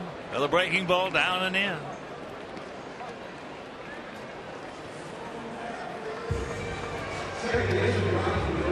Two down.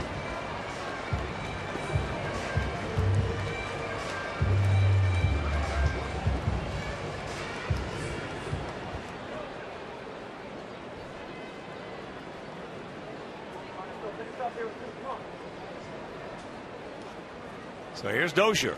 He's 3 for 3 with a run scored and an RBI.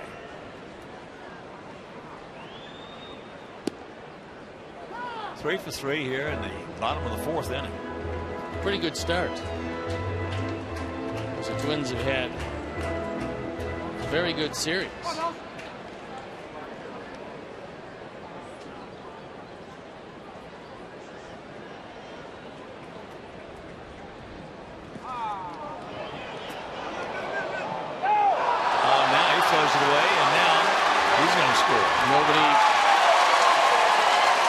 Covering the plate because Gio had the range wide of the plate. Jennings had to go get the ball. There was nobody to cover the plate, and this continues to be one that everybody would like to forget. Well, there's nothing you can say to describe it except it's just almost unbelievable. See this at the major league level. The throw to Jennings over his head. That leaves nobody to cover the plate. You just said the Twins have had a very good series, which they have. Yeah, they have. I think a better way to frame it, we just had a very bad series.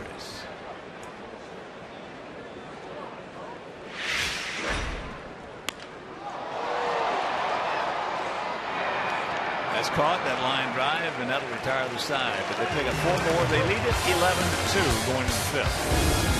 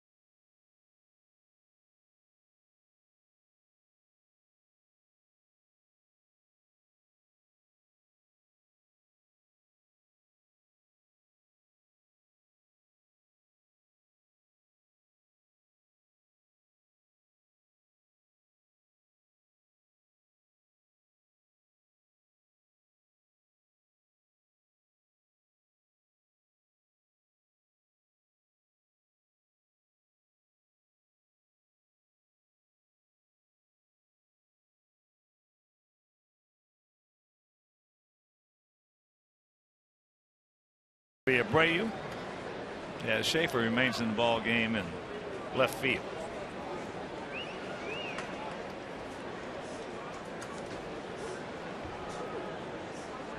So the outfield, Schaefer, Robinson, and Torrey Hunter.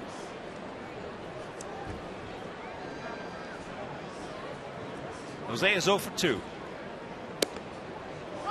Takes first pitch strike.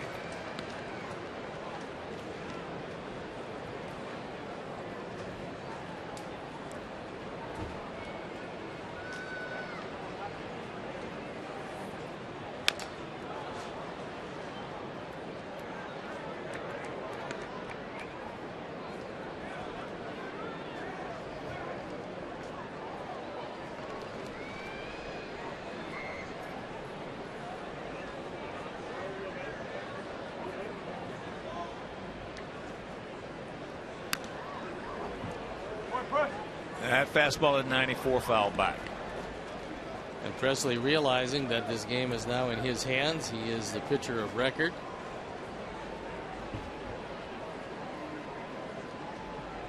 Mike Pelfrey failed to get the required 5. That one got a good piece of Herman.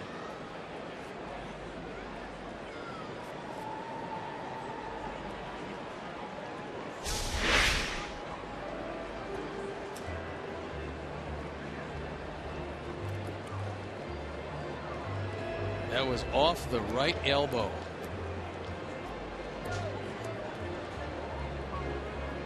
And that certainly is going to leave a mark. So the count remains no balls, 2 strikes.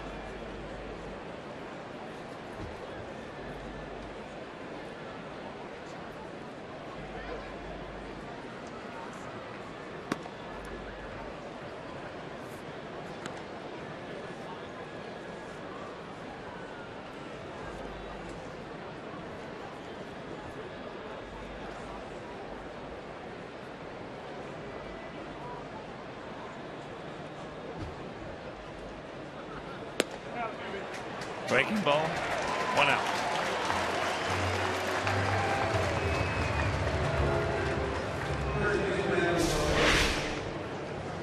He froze him on this one. Good, sharp, late breaking curveball. Right over the middle of the plate. It's Ryan Presley. Rule 5 draft. Came over, had an abbreviated but pretty good season last year for this ball club, and now making his seasonal debut. He's been up twice with Minnesota, once in 2013 where he spent the entire season here. Threw the ball pretty well last year, splitting his year between Rochester and the big leagues. 2-0 the count. De La Roche, who has singled and walked and scored. Presley originally out of the Boston Red Sox organization, left unprotected and picked up by the Twins. The ball's hooked hard and foul.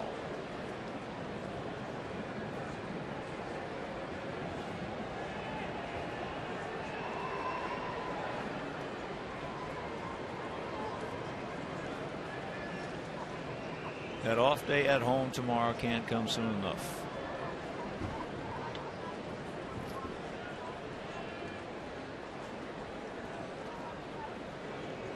$11, 13, and 0 for them. 2-5 and 4, and that doesn't even tell the story for us. It's out number 2. So here is Avi. Avi is 2 for 2 with a run scored, 2 line shot singles. This being the 5th game of this trip, as I mentioned earlier, we started off this trip giving him 6 runs. Baltimore 6 runs in the bottom of the 1st, when because of an error, no runs if the play is made would have scored. It just got everything off to a bad note. Can't get that one on the count. 0-1. 7-run third here today, a 4-run fourth.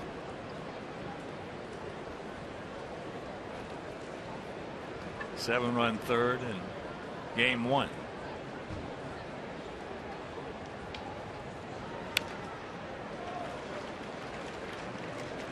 (37-9) we have been outscored in these 5 games.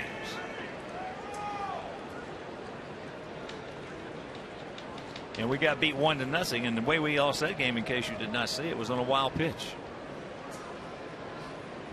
That was a very good outing by Jose Quintana. Softly hit. Presley sucking everything up down there. Makes the play. And 1, 2, 3. And we're halfway home, trailing by 9.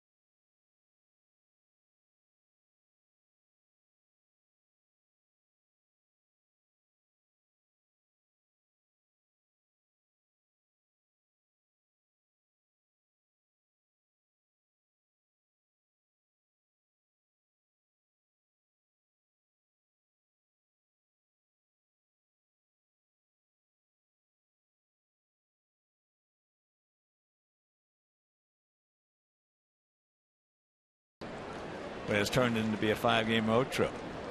Connor Gillespie checks in the game defensively at first. Off the foot or leg of Torrey Hunter. Torrey 1 for 3 with a run scored.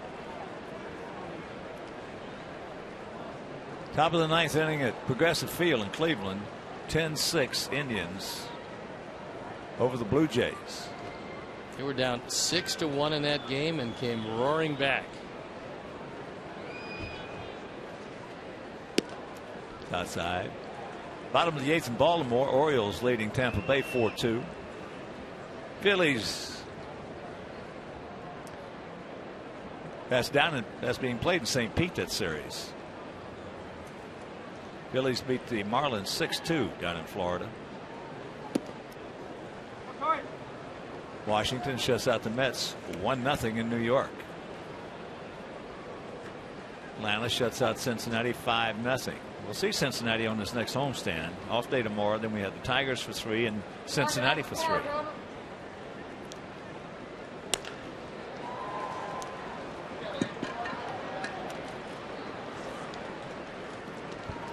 Friday, May 22nd. Come and see the White Sox take on these Minnesota Twins at 7:10. All fans are invited to stay for a spectacular post-game fireworks show presented by Magellan Corporation.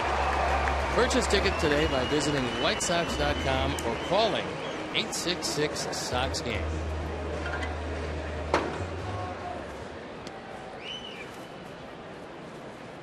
So here's Mauer. He's 1 for 3.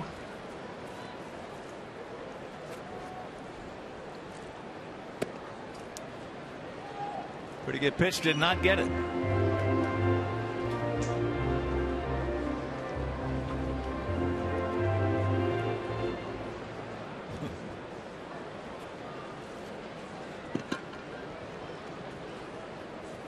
Top of the 8th in Kansas City. Tigers leading the Royals 6-2. Houston leading Seattle 6-5. Top of the 7th. Down at the juice box.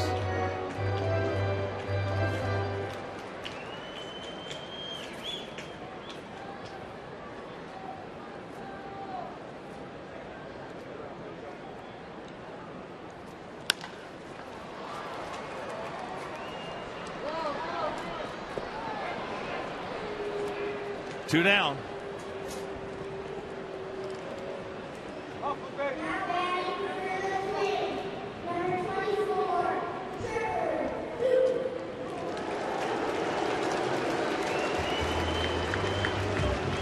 Trevor Plouffe hasn't exactly been a one-man gang, but he's been better than most in this series. He's 2 for 3 today, a grand slam homer, an RBI single, and he has scored a couple. So that means he is 5 for 12 in the series with 2 homers and 7 RBIs. Included in that is just some fine glove work over at third base.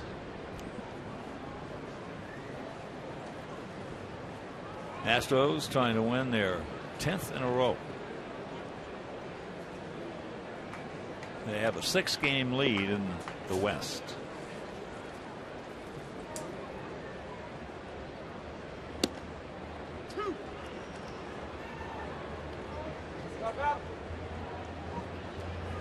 Oh, and 2 the count. They were up 6-2 in that game. They've seen Seattle come back and now lead 6-5.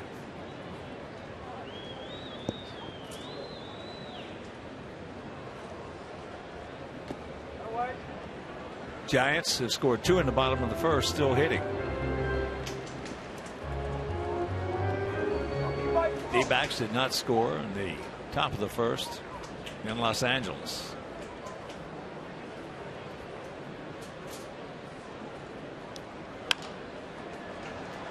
Good inning for Dan Jennings. Once again, he is impressive, no question about it. And we're into the 6th, trailing by 9.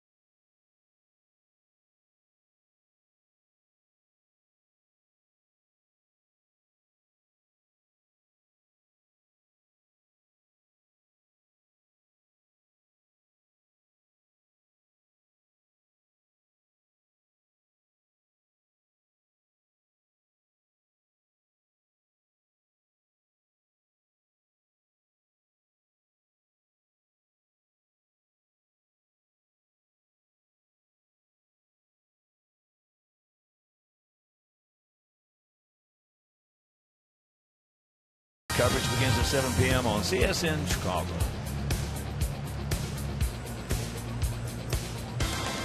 Off day tomorrow. Thank goodness. Thank goodness. Tuesday, Wednesday, and Thursday against Detroit. Friday, Saturday, and Sunday against Cincinnati as Alexei pops up first pitch. And that's going to be a souvenir. Alexei 0 for 1. He also was hit by a pitch back in the 4th inning. Beckham on deck, Soto in the hole.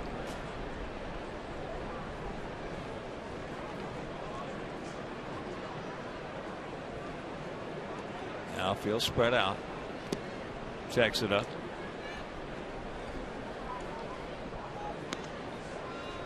Bottom of the 7th in St. Louis. Cardinals shutting out the Pirates 1-0. Cardinals, they're trying to win their 6th in a row.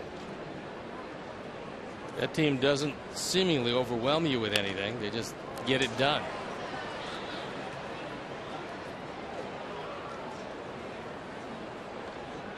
One and 2 the count to Alexei.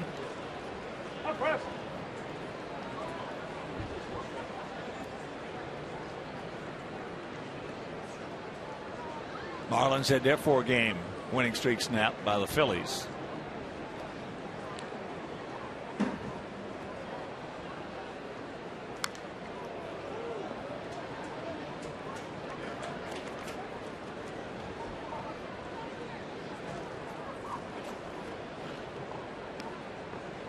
Bottom of the 7th. Brewers and Cubs tied at 3.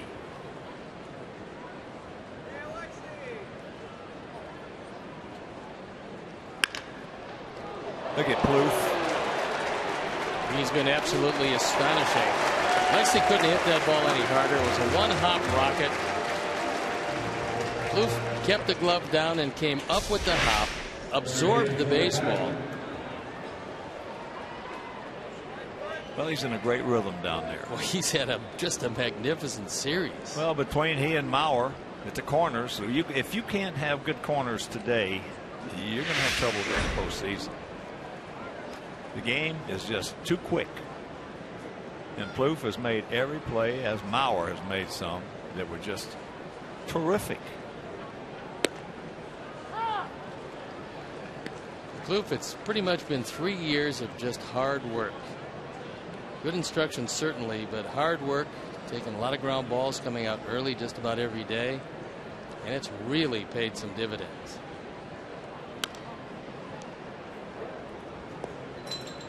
Gordon's 0 for 2.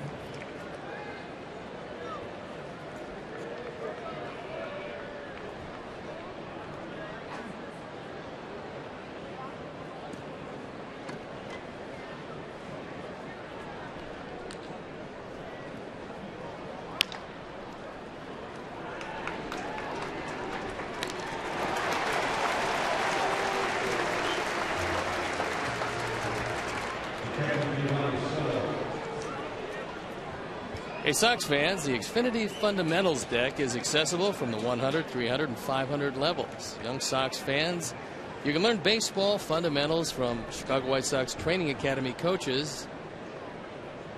You have batting and pitching cages, as well as base running areas and more.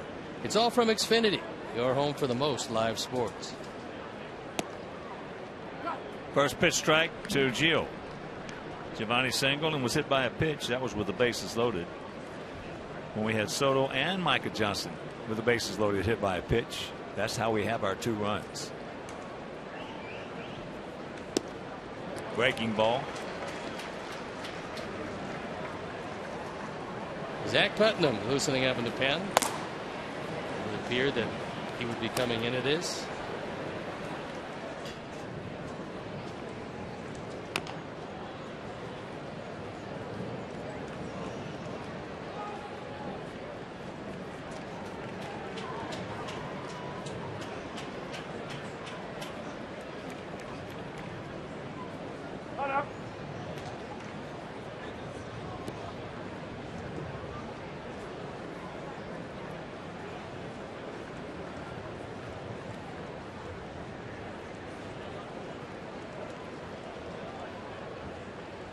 The 0-2 pitch. 1, 2, 3 inning. This young man has retired 8 in a row.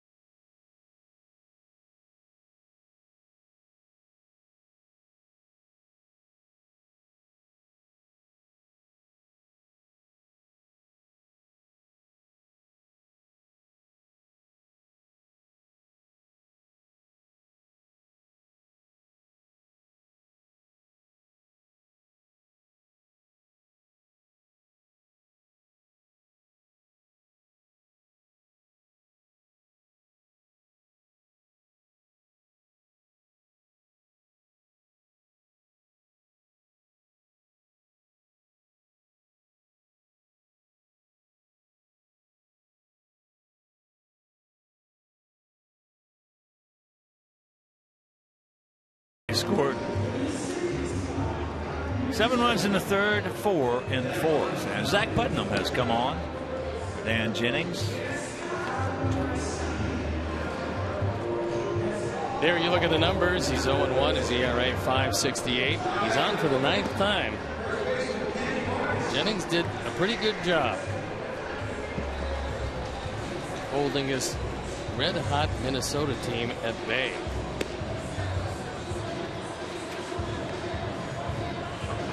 Red hot with a lot of help.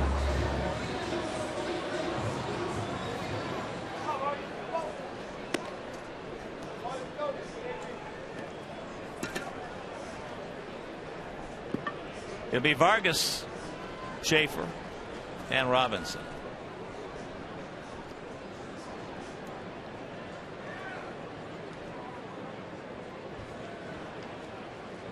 That's the final from St. Pete. Baltimore beats Tampa Bay 4-2. Final from Cleveland 10-7. Tribe over Toronto.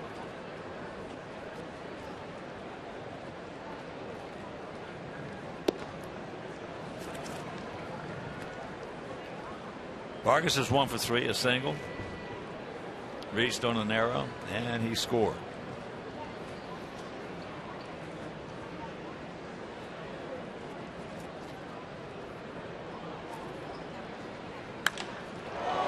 That ball hit deep into center field.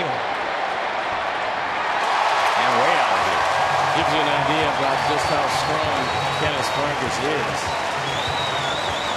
JB took a couple of steps back.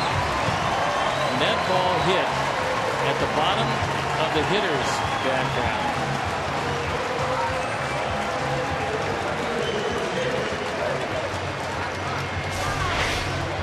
A Ford home run replay. Vargas gets what looked like a low splitter and just unloads.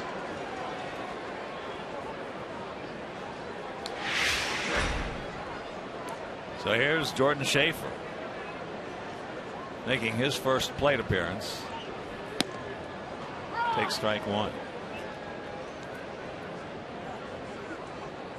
Garcia was 2 for 2 with an RBI and 2 runs scored to go along with being hit by a pitch in his 3 at-bats.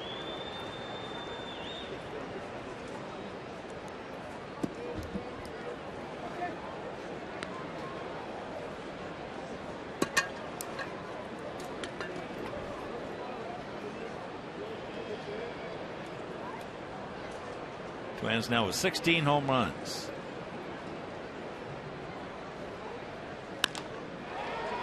And that's hit into right center field. Nice catch by J.B. Shutt. 1 down.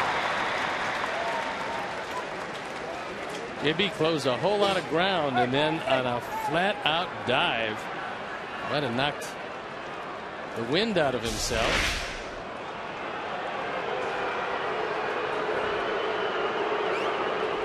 Pretty good catch. Schaefer thought that that ball hit the ground. Are they saying that it did? It was a catch all the way. Schaefer is going back toward first base, and of course you always want to make those appeals in a 12-2 ball game, especially when it clearly shows there that he had the ball all the way.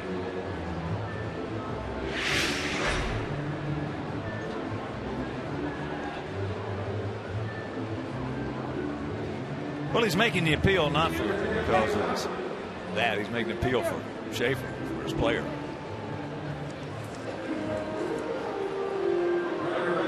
It'll be very as surprising. Robin did in the 12-2 game. It'd be very surprising if a replay showed that the ball did hit the ground. It looked like the glove was under the ball the whole way. Well, from the angle we had, there's no way it hit the ground. But again, from the angle we had.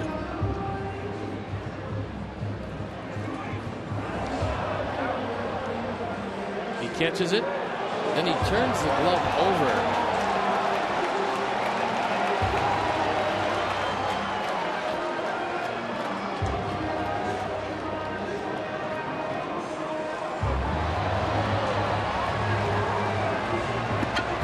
See if it does indeed roll out. Well, from the angle we had, we couldn't see that. Well, now he is safe. He is because safe. From that last angle, the ball did indeed roll out because he picked it up with his throwing hand.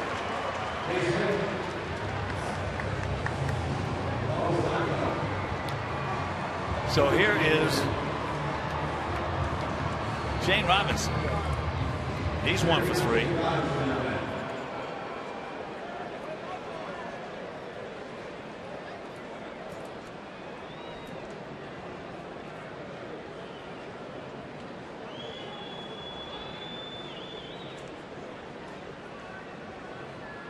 So Schaefer via skipper Paul Molitor, dozen golf balls. Improve on that 176, but it's a base hit.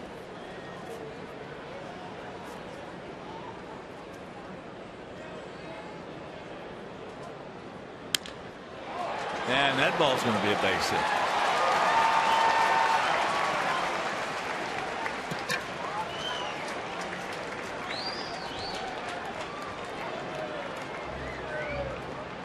So 3 straight hits. And 16 of them for this Twin offense today.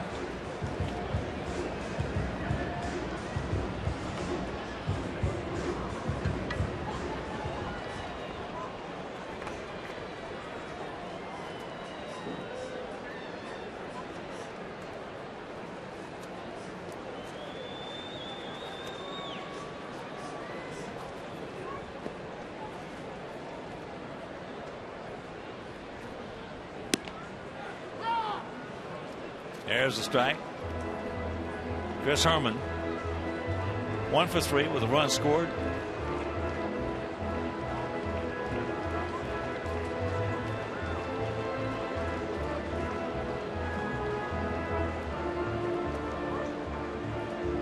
And that home run by Vargas was the first one since our home opener by the bullpen. Pretty amazing run by the pen. Oh, they've been terrific.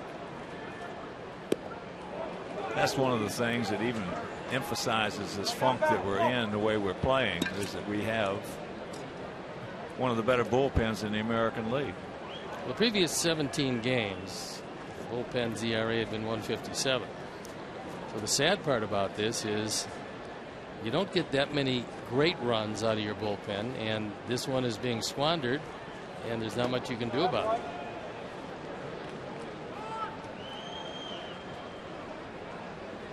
Ryan Dunsing loosening up in the pen. 1 in, 2 on, nobody out.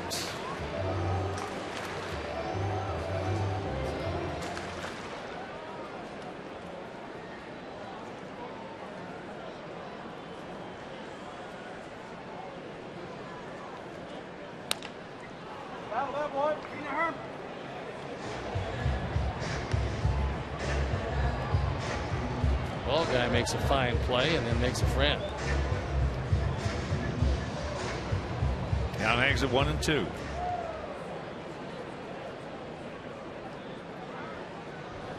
That Houston team this year 17-0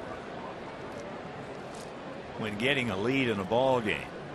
It's the only major league team not to lose a lead this year. Well, they've got a chance in this game because they've seen a 6-2 lead dissolve. It's now 6-6. That game's still in the top of the 8th. Yeah, that's pretty good coming in 17-0.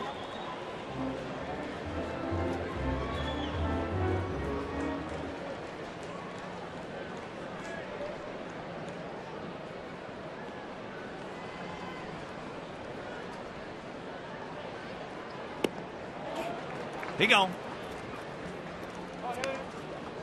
1 out. Sox fans, our pregame patio parties are the best deal at the ballpark. You receive a game ticket and can enjoy an all-you-can-eat buffet catered by Baseball Buffet, as well as wine and Miller and Pepsi beverages.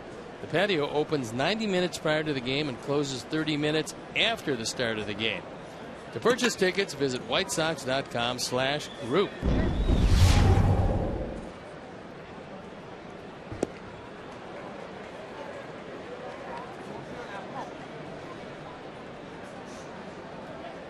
Santana 0 for 3.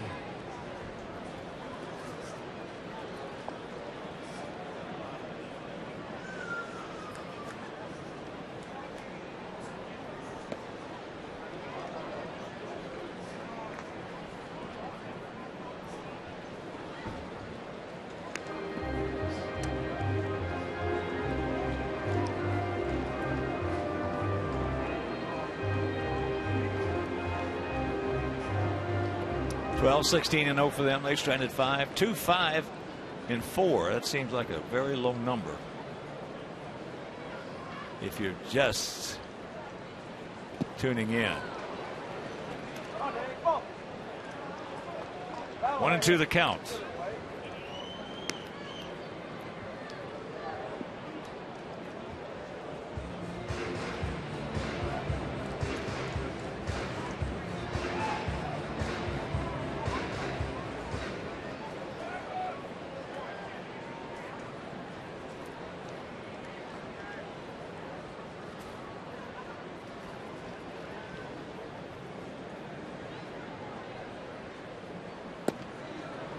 He go. 2 down.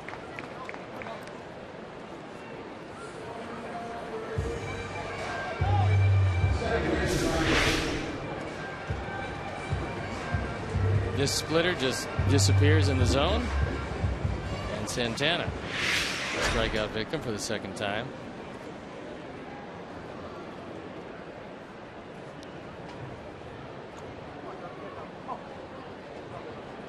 Back to the top of the order with Dozier. He takes low ball 1. He's 3 for 4. Only out he made was a line drive to Cabrera.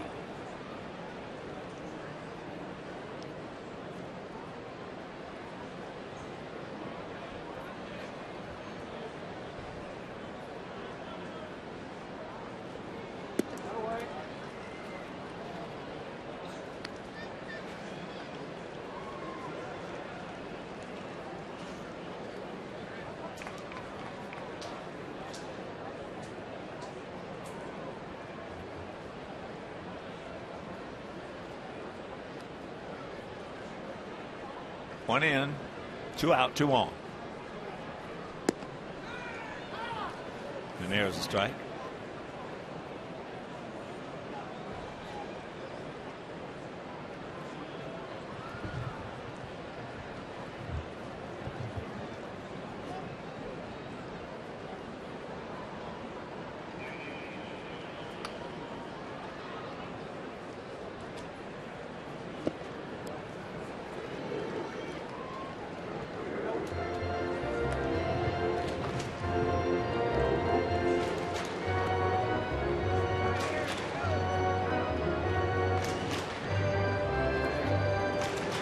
Hunter in the on-deck circle.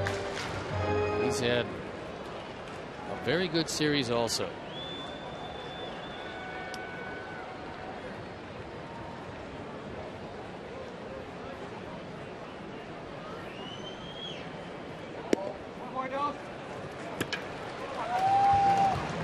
So he's going to get a chance to hit with bases loaded.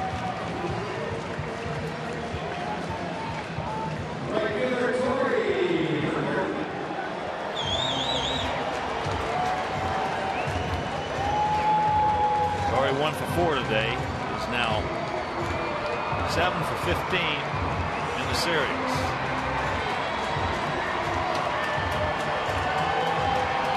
Corey was 3 for 4 with a 2-run homer yesterday. And that 5-3 Minnesota victory.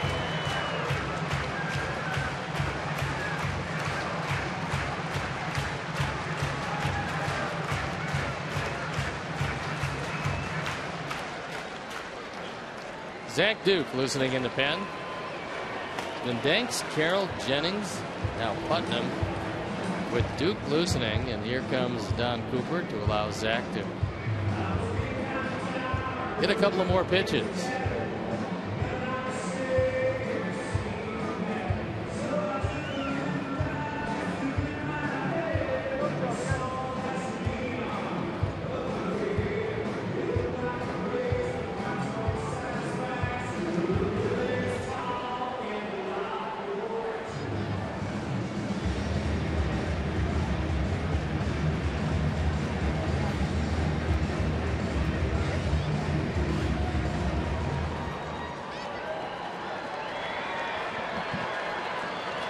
So here we go, Sox. Packed with Twinkies. And he takes ball one.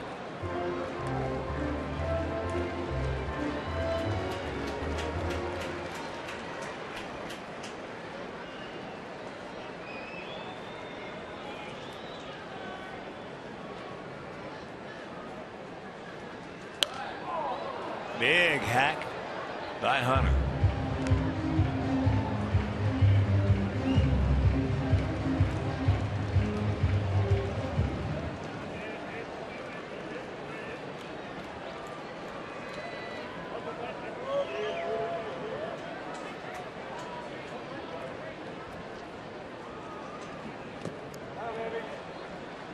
That was a nice stop by Gio. Keeping the base runners planted right there.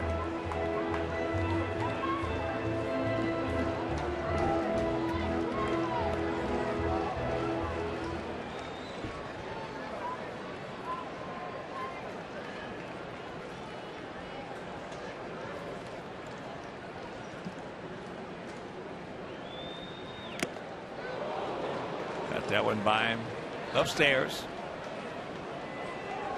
So 2-2 with 2 outs.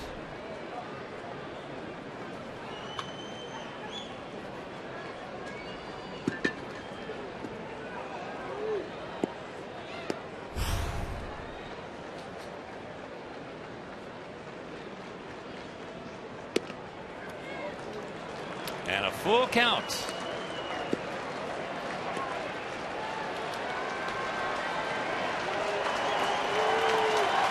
Pretty good numbers with the bases loaded over the course of his long and illustrious career with Joe Mauer. Waiting in the on-deck circle. If Hunter can keep it alive.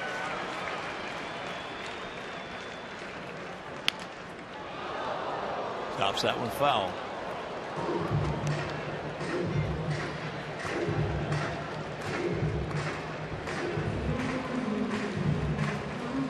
Evan Gattis has just homered for the Astros. They lead at 7-6 in the bottom of the 8th. That's his second home run of the day. He got 4 in the last 4 games. What an addition he's been from the Atlanta Braves.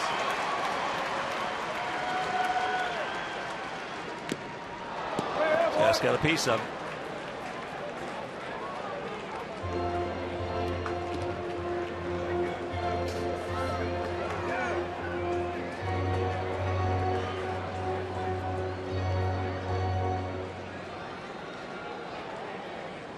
Schaefer at third, Robinson at second. Dozier at first.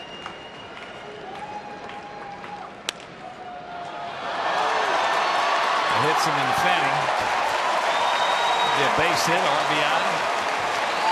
And another one crosses the plate.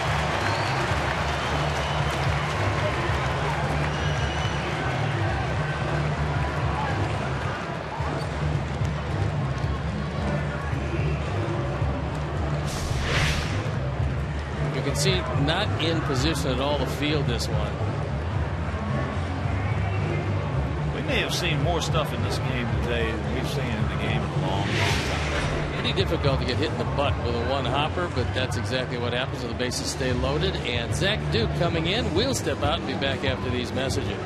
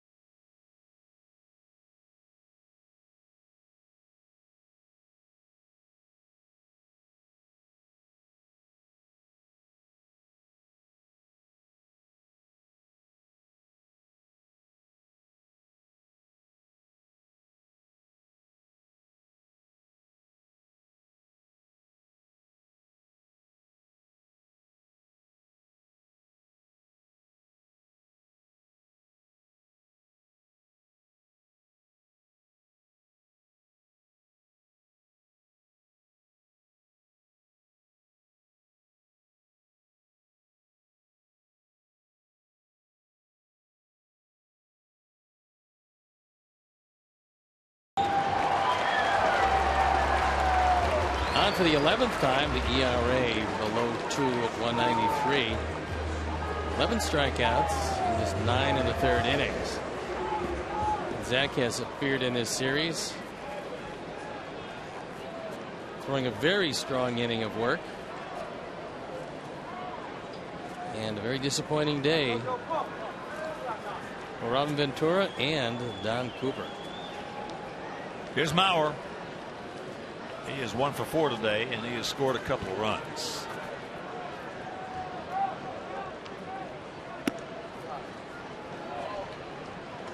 Good pitch, did not get it. Mauer is. Never mind. It appears to be you got to be right down the middle. Have a strike called on Mauer in this series.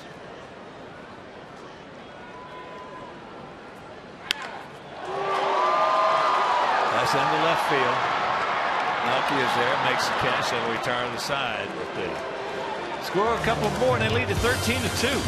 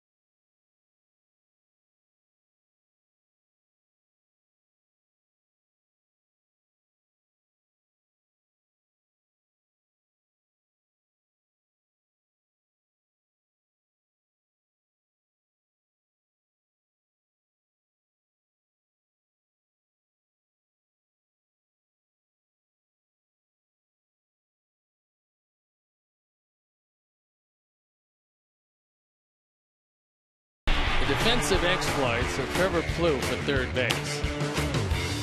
He's just been outstanding here. He keys a double play. Takes control on a pop-up. Makes just a brilliant stop on a one-hop rocket. Gets the job done. Quite a series with both the glove and the bat for Trevor Plouffe. And Brian Dunsing comes in the ball game. Dunsing on for the 8th time. ZRA is up there. He started out the season healthy, went on the disabled list, was activated during this series. In fact, we've seen 4 of these Twins pensmen activated in this series. And by and large, they've done a pretty decent job of it.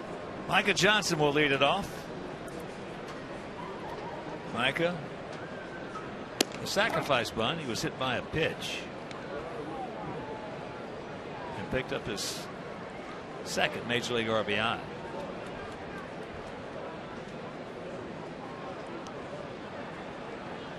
(13, 17, and 0 for them. 2, 5, and 4 for us. Ryan Presley came on and restored order after Pelfrey had a very difficult 4th inning with 3 hit batsmen in the same inning.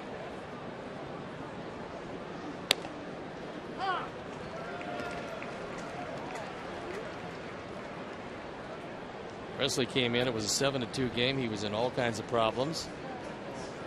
Got out of it with a fly ball off the bat of Shuck and a strikeout look in the Melky.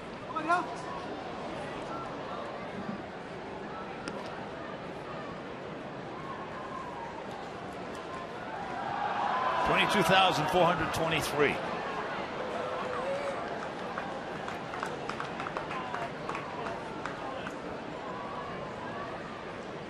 almost their average, 22,655. That's up high.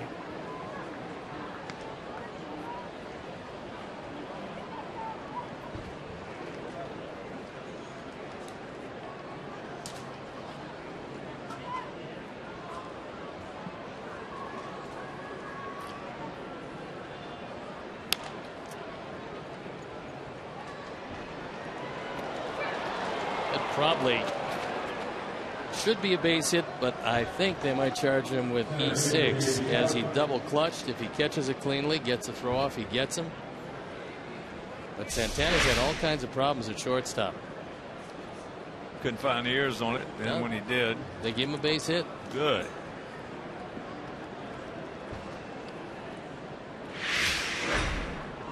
Nothing more intimidating than tremendous speed. And when you know there's no margin for error and you have to get rid of it, that's when it forces you into some misplays. That's what happened.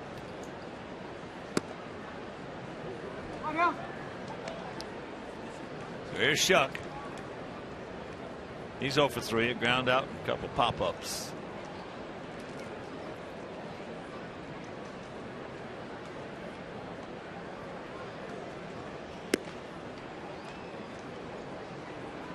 Right. 2-0.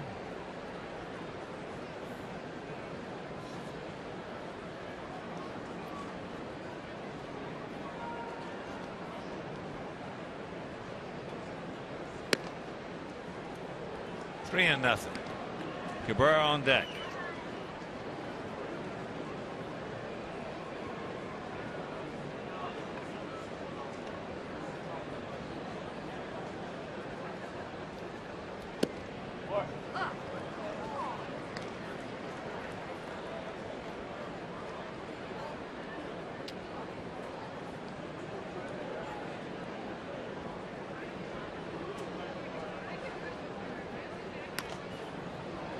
Down straight back.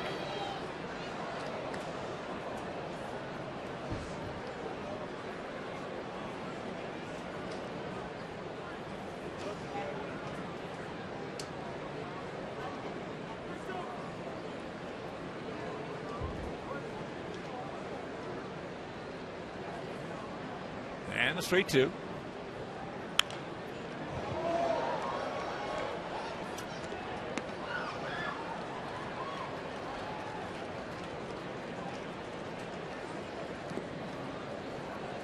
Detroit and Kansas City have spent that entire series leapfrogging one another back in and out of first place. Detroit's win today has put them a half game ahead of Kansas City into first place. Another chopper foul. Milwaukee now leading the Cubs 5-3, bottom of the 8th. Oakland leading Texas 2-0 down in Arlington, bottom of the 6th. Still 2-0 Giants over the Angels. That's in the bottom of the 3rd at AT&T.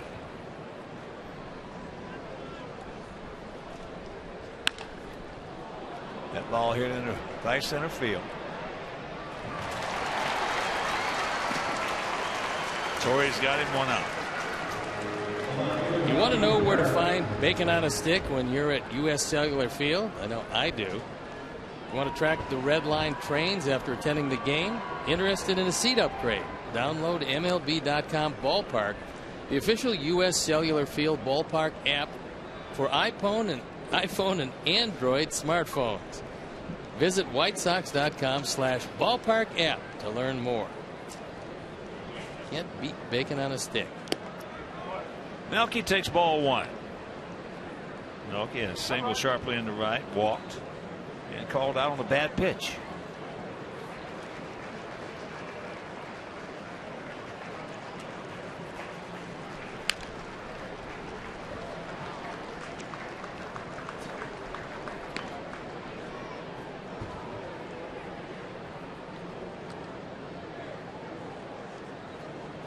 Outfield straight up for the most part. A bit of a gap out there in left center.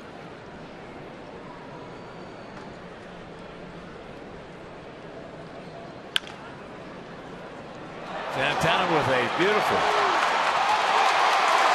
And they turn it. Boy, there's a major league double play right there. That is the third double play turned in this game, 8th in this series.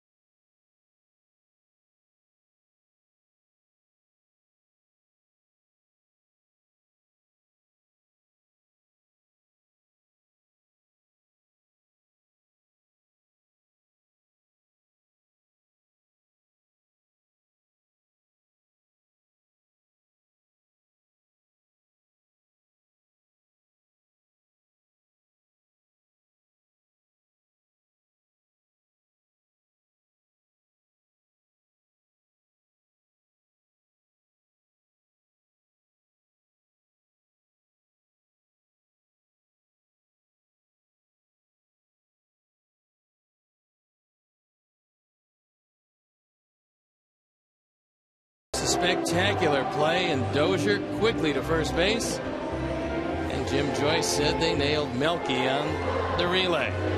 Just a big effort. Everything going right for the Twins. Not so much for our Sox.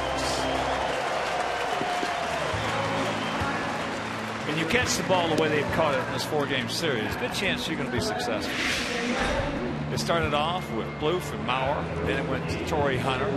Then back to Plouffe and Mauer. I mean, it's just been, from a baseball standpoint, it's been a beautiful thing to see. Not from our standpoint, but from purely a baseball standpoint. No, unfortunately, there's been a number of opportunities, but every time the Twins defense has been called upon to make a play to get them out of a tough situation, they've been able to make it, almost without exception. And coming in, this wasn't regarded as one of the better defenses around, but they put on a clinic here in this 4-game series. And that's symptomatic of us. When you're in a funk like we are, and there's no doubt about that, then everything goes the other way. Close calls, great defensive plays. It's hard to create a rhythm, and we have absolutely zero rhythm. So here's Plouffe. There's a base hit. Not to mention the fact that you can put in there that when you hit the ball with anything on it, when you're not going well, the ball will find a hole from the opposition. Well, he is now 6 for 14 in this series with 2 homers and 7 RBIs.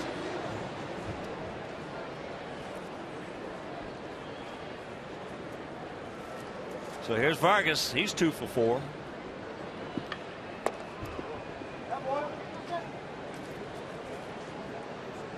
Started out a bright sunny day. There's still some sunshine around, but a few clouds are starting to move in as we're supposed to get some late afternoon rain. Hopefully it holds off for a bit.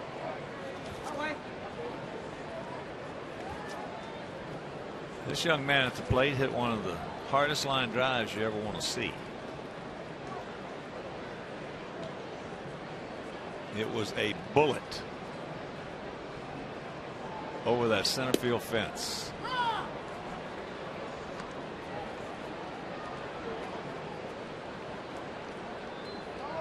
Now the Sox defense looking for a ground ball for two, and out of what's starting out to be a tough seventh. And he appealed to Jim Joyce. I would think at this point at 13-2, you're going to see a lot of those calls.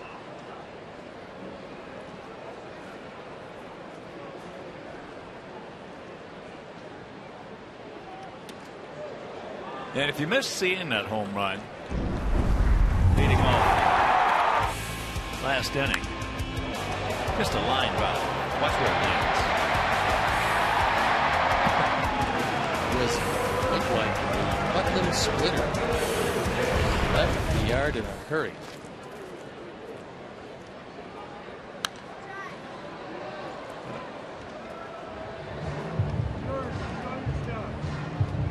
And Houston has extended that streak to 18-0. When they had a lead of not losing the lead. Losing a game when they had the lead. 18-0. That's foul. Pretty amazing the start Houston has gotten off to. Their 10th win in a row. And it's been mostly achieved. I mean, the best part of it has been achieved on the road. They are home. They're now just 8-5 at home, but 10-2 on the road. Well, they're in a rhythm. When you get in a rhythm like that, winning a baseball game is. When you get to the ballpark, you get that ball hit deep in the right center field. Bobby Backy's there on the track. But when you're coming to the ballpark and you know you're probably going to win a game, that's just such a great feeling. Conversely, when you get in your car or a bus on the road and you're coming to the ballpark and you're losing 4 or 5 in a row, that's probably one of the worst feelings in sports as well. Well, they're not doing it with mirrors because Houston came in leading the league in stolen bases and tied for the league lead in home runs. They hit a few more home runs today. Evan Gattis hit 2 of them. 18-7. What a 25-game start.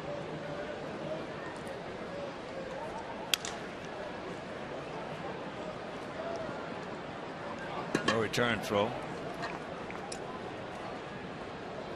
2 down.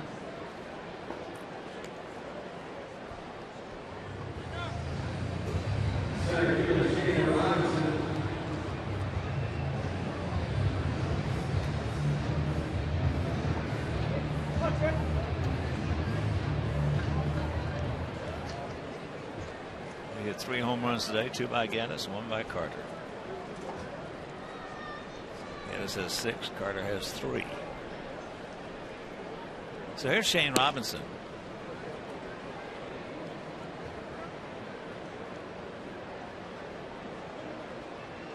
Every starter today for the Twins has had at least 1 hit.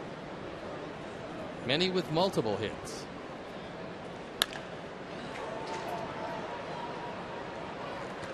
And that'll retire the side so they don't score. And we're into the 8th.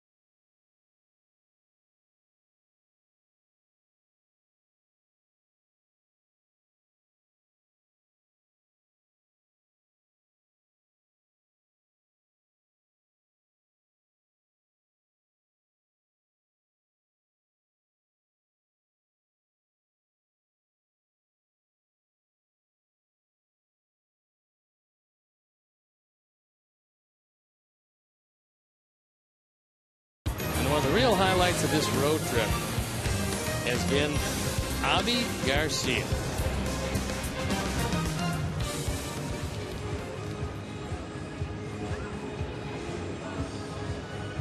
He's got a couple of hits today.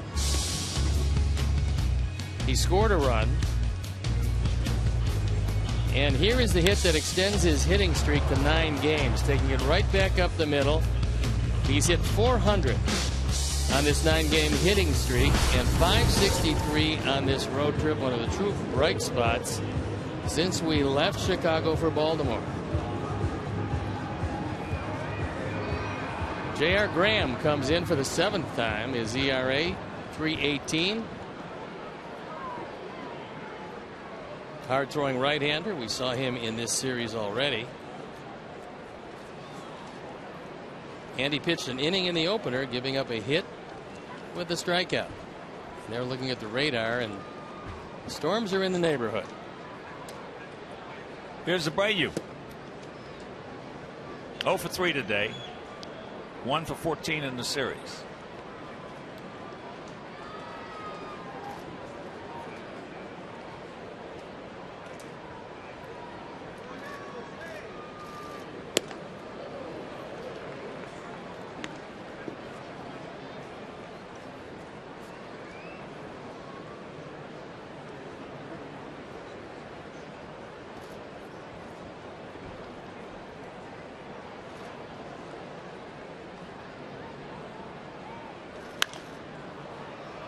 And that is a souvenir right side.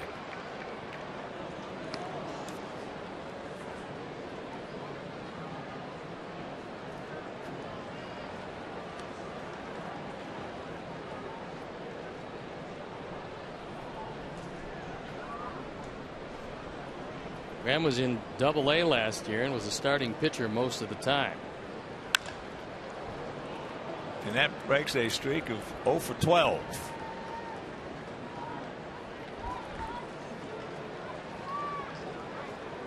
David Robertson has not had much of any game action, so it's good to get your closer an inning, especially with the off day tomorrow. That's what Robin has in mind.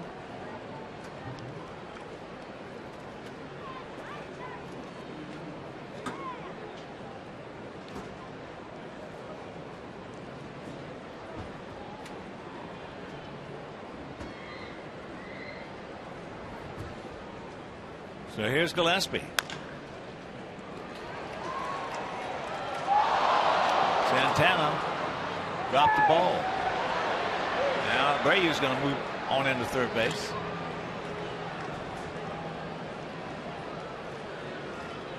Like a very catchable throw from Vargas. Looked like it could have been relatively easy 3-6 and perhaps a 3-6-3 or 3-6-1 double play. To me, like Santana just missed it. He whiffed on it. This has got to be E6. So he'll pick up his 9th error. And we got runners at the corners. And here's Avi. 2 for 3.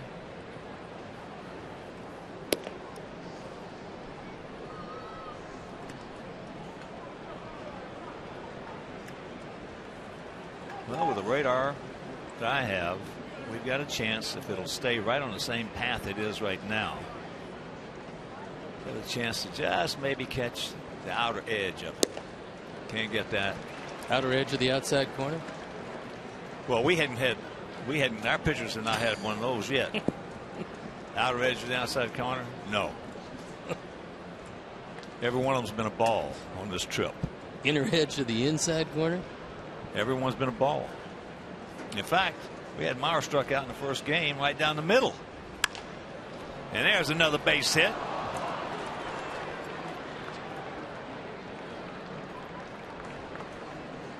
So Jose scores.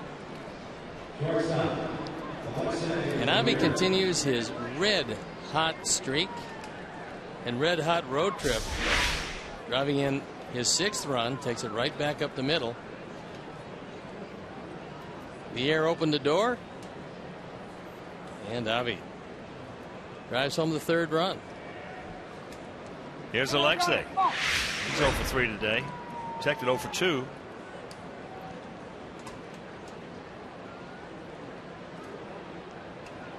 Last time he just torched one down to Plouffe for third, who made the play and made it look easy, and it was a very, very difficult play.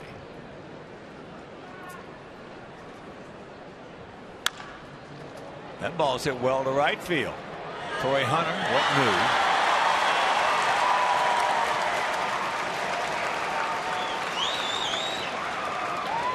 He had a long way to go and he got there.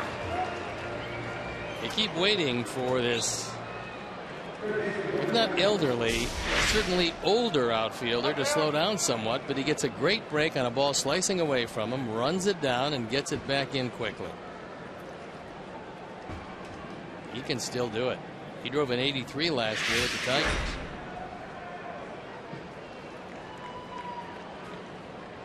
So here's Beckham.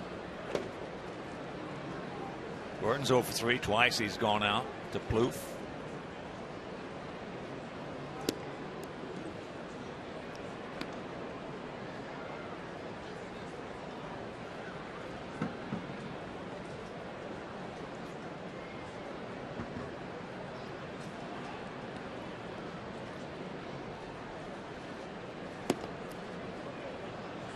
And the count 2-0.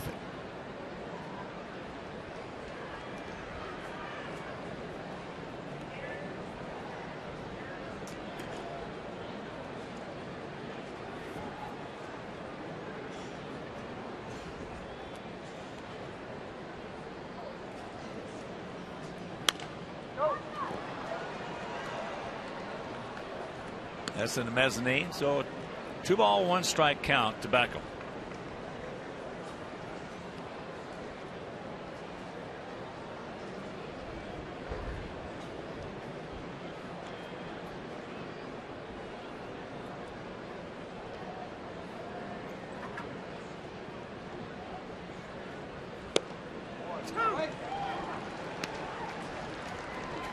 Outside edge of the outside corner. Gordon didn't particularly care for it.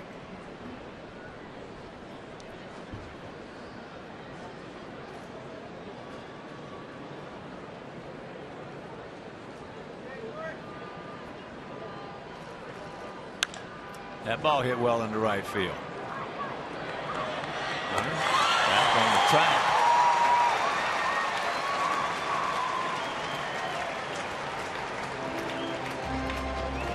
Connor tags, goes into third. 2 down.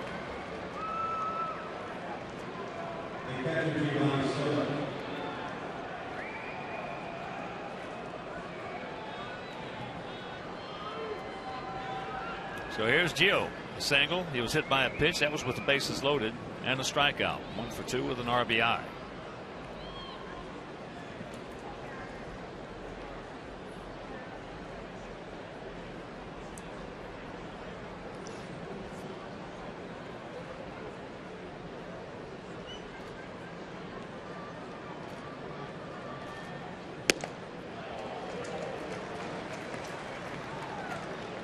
He reached back, got a pretty good fastball, and threw it by Gio.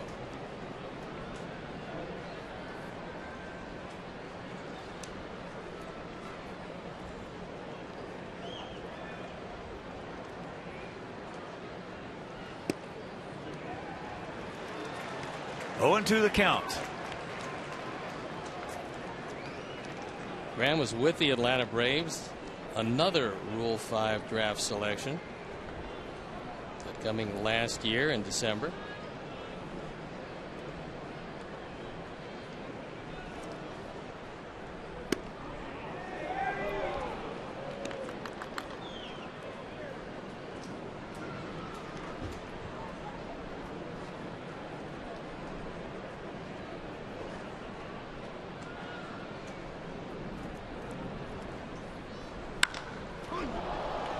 That is high and deep into center field.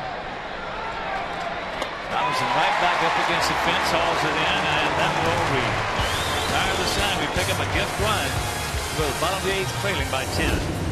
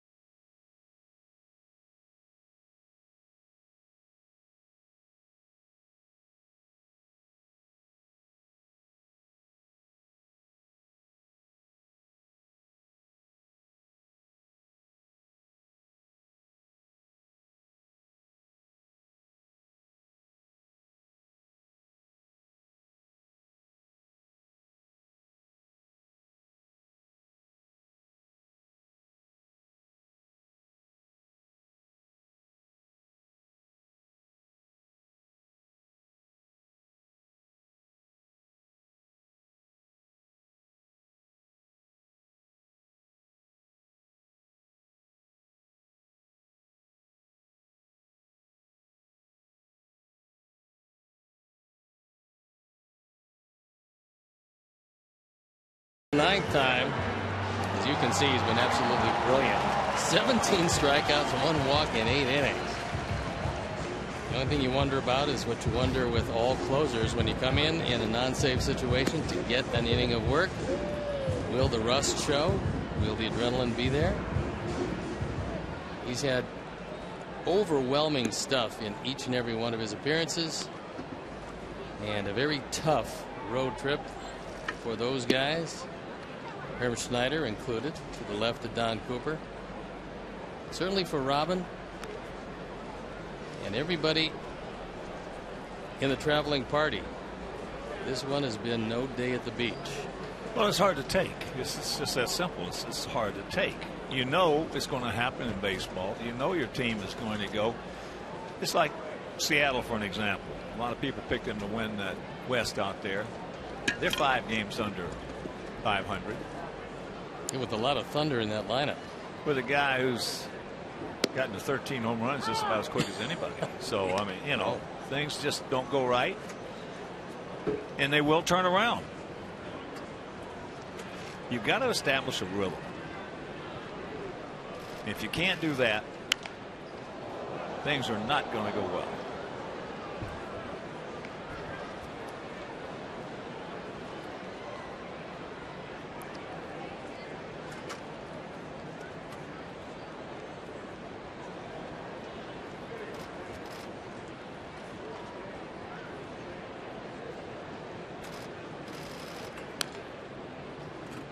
Harmon fouls that one off.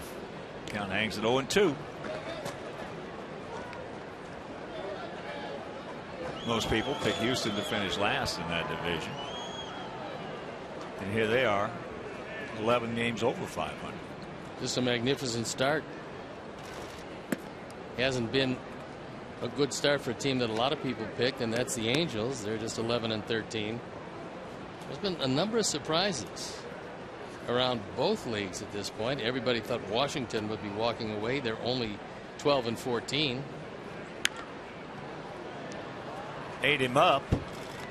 So Mariano Rivera pop up right there.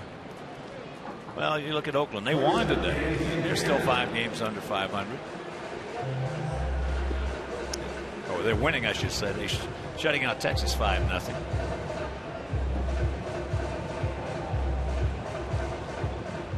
I would say so far for me, the 2 biggest surprises have been Houston and the White Sox. In different directions. Yeah. I couldn't agree with you more. Yep.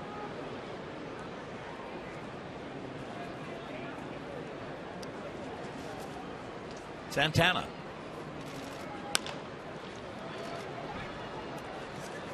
Nice. Nice pick right there by Connor. 2 down. I think the surprising part of this is that there's been 2 hitters and no strikeouts. Not that he's gotten the 2 guys out that he's faced.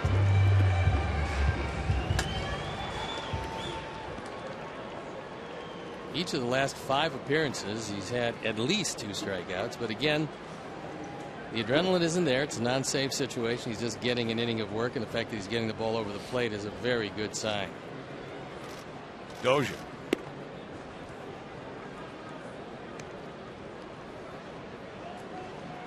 He's 3 for 4 today and has hit the ball hard 4 times. He also drew a walk.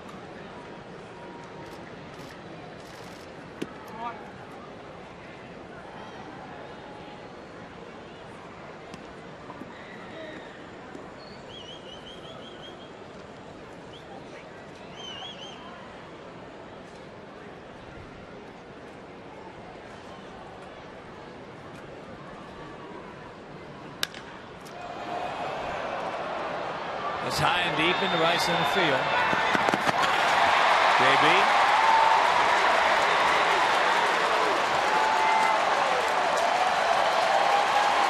Looked like he could have got it, but he didn't, and that's a triple.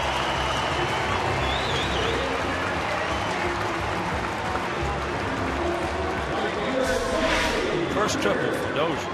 Looked like the wind was holding this one up. Dozier, I think, anticipated that the ball was going to be caught because he's not beating it out of the box. And Chuck could not get there. So Dozier with his 4th hit of the day. And here's Torrey. He's 2 for 5 today with an RBI.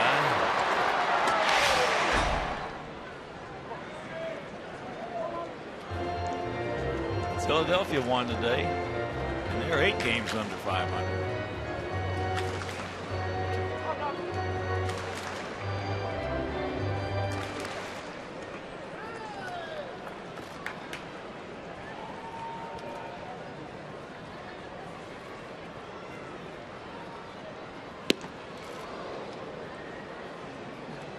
That is extra base hit number 1 given up by David this year.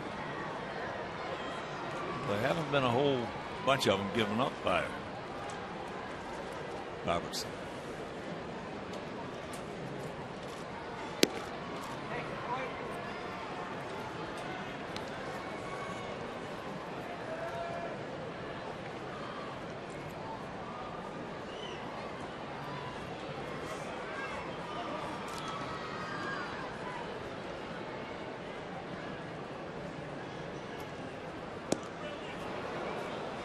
He gone. And that was for Luke, his 2.5-year-old son, who loves he gone. So we're into the 9th. Got a lot of work to do.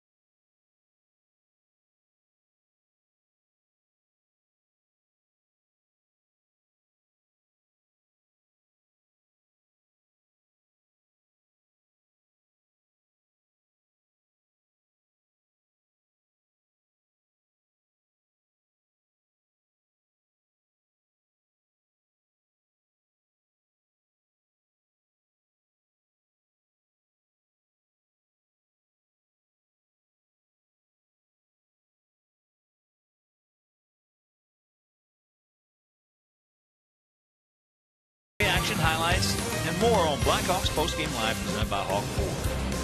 Game all 460 on Comcast Sportsnet. Here's Micah Johnson. Micah, 1 for 1. First pitch. 1 pitch, 1 out. Followed the White Sox all season in 2015 with MLB.com at Bat, the #1 app for live baseball. At Bat is up to the moment at any moment with in-game highlights, live look-ins, replay previews, radio broadcasts, StatCast, and more.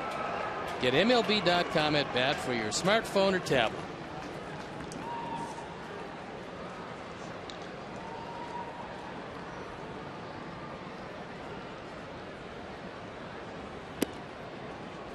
So here's J.B. Shuck. He's 0 for 4 today.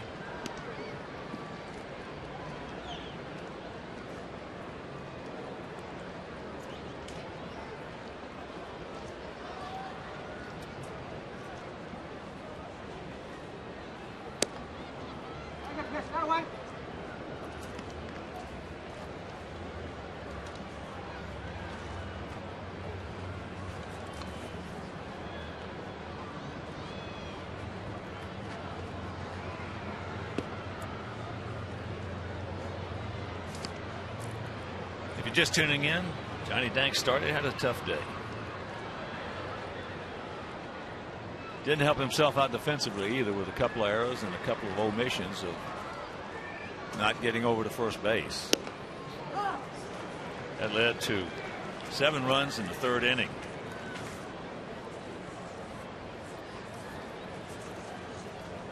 They scored 7 in the 3rd, 4 in the 4th. We scored 2 in the 4th. They added 2 more in the 6th. We added 1 in the 8th.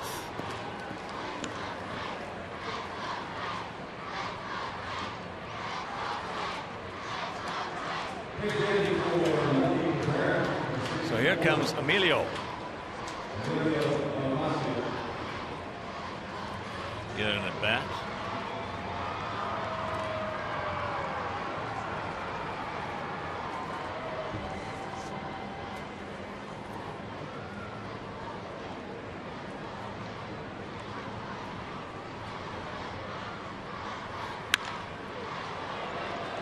Another one. That's a 4th double play. This ball game is over. Kind of fitting that, unfortunately, this one ended that way, but it started that way. And a double play ground ball ends it as Twins do everything right. And unfortunately, our boys don't do much. It's just right. been a stinking road trip. It's just that simple. Stinking 5 games. But our player of the game is the 3rd baseman,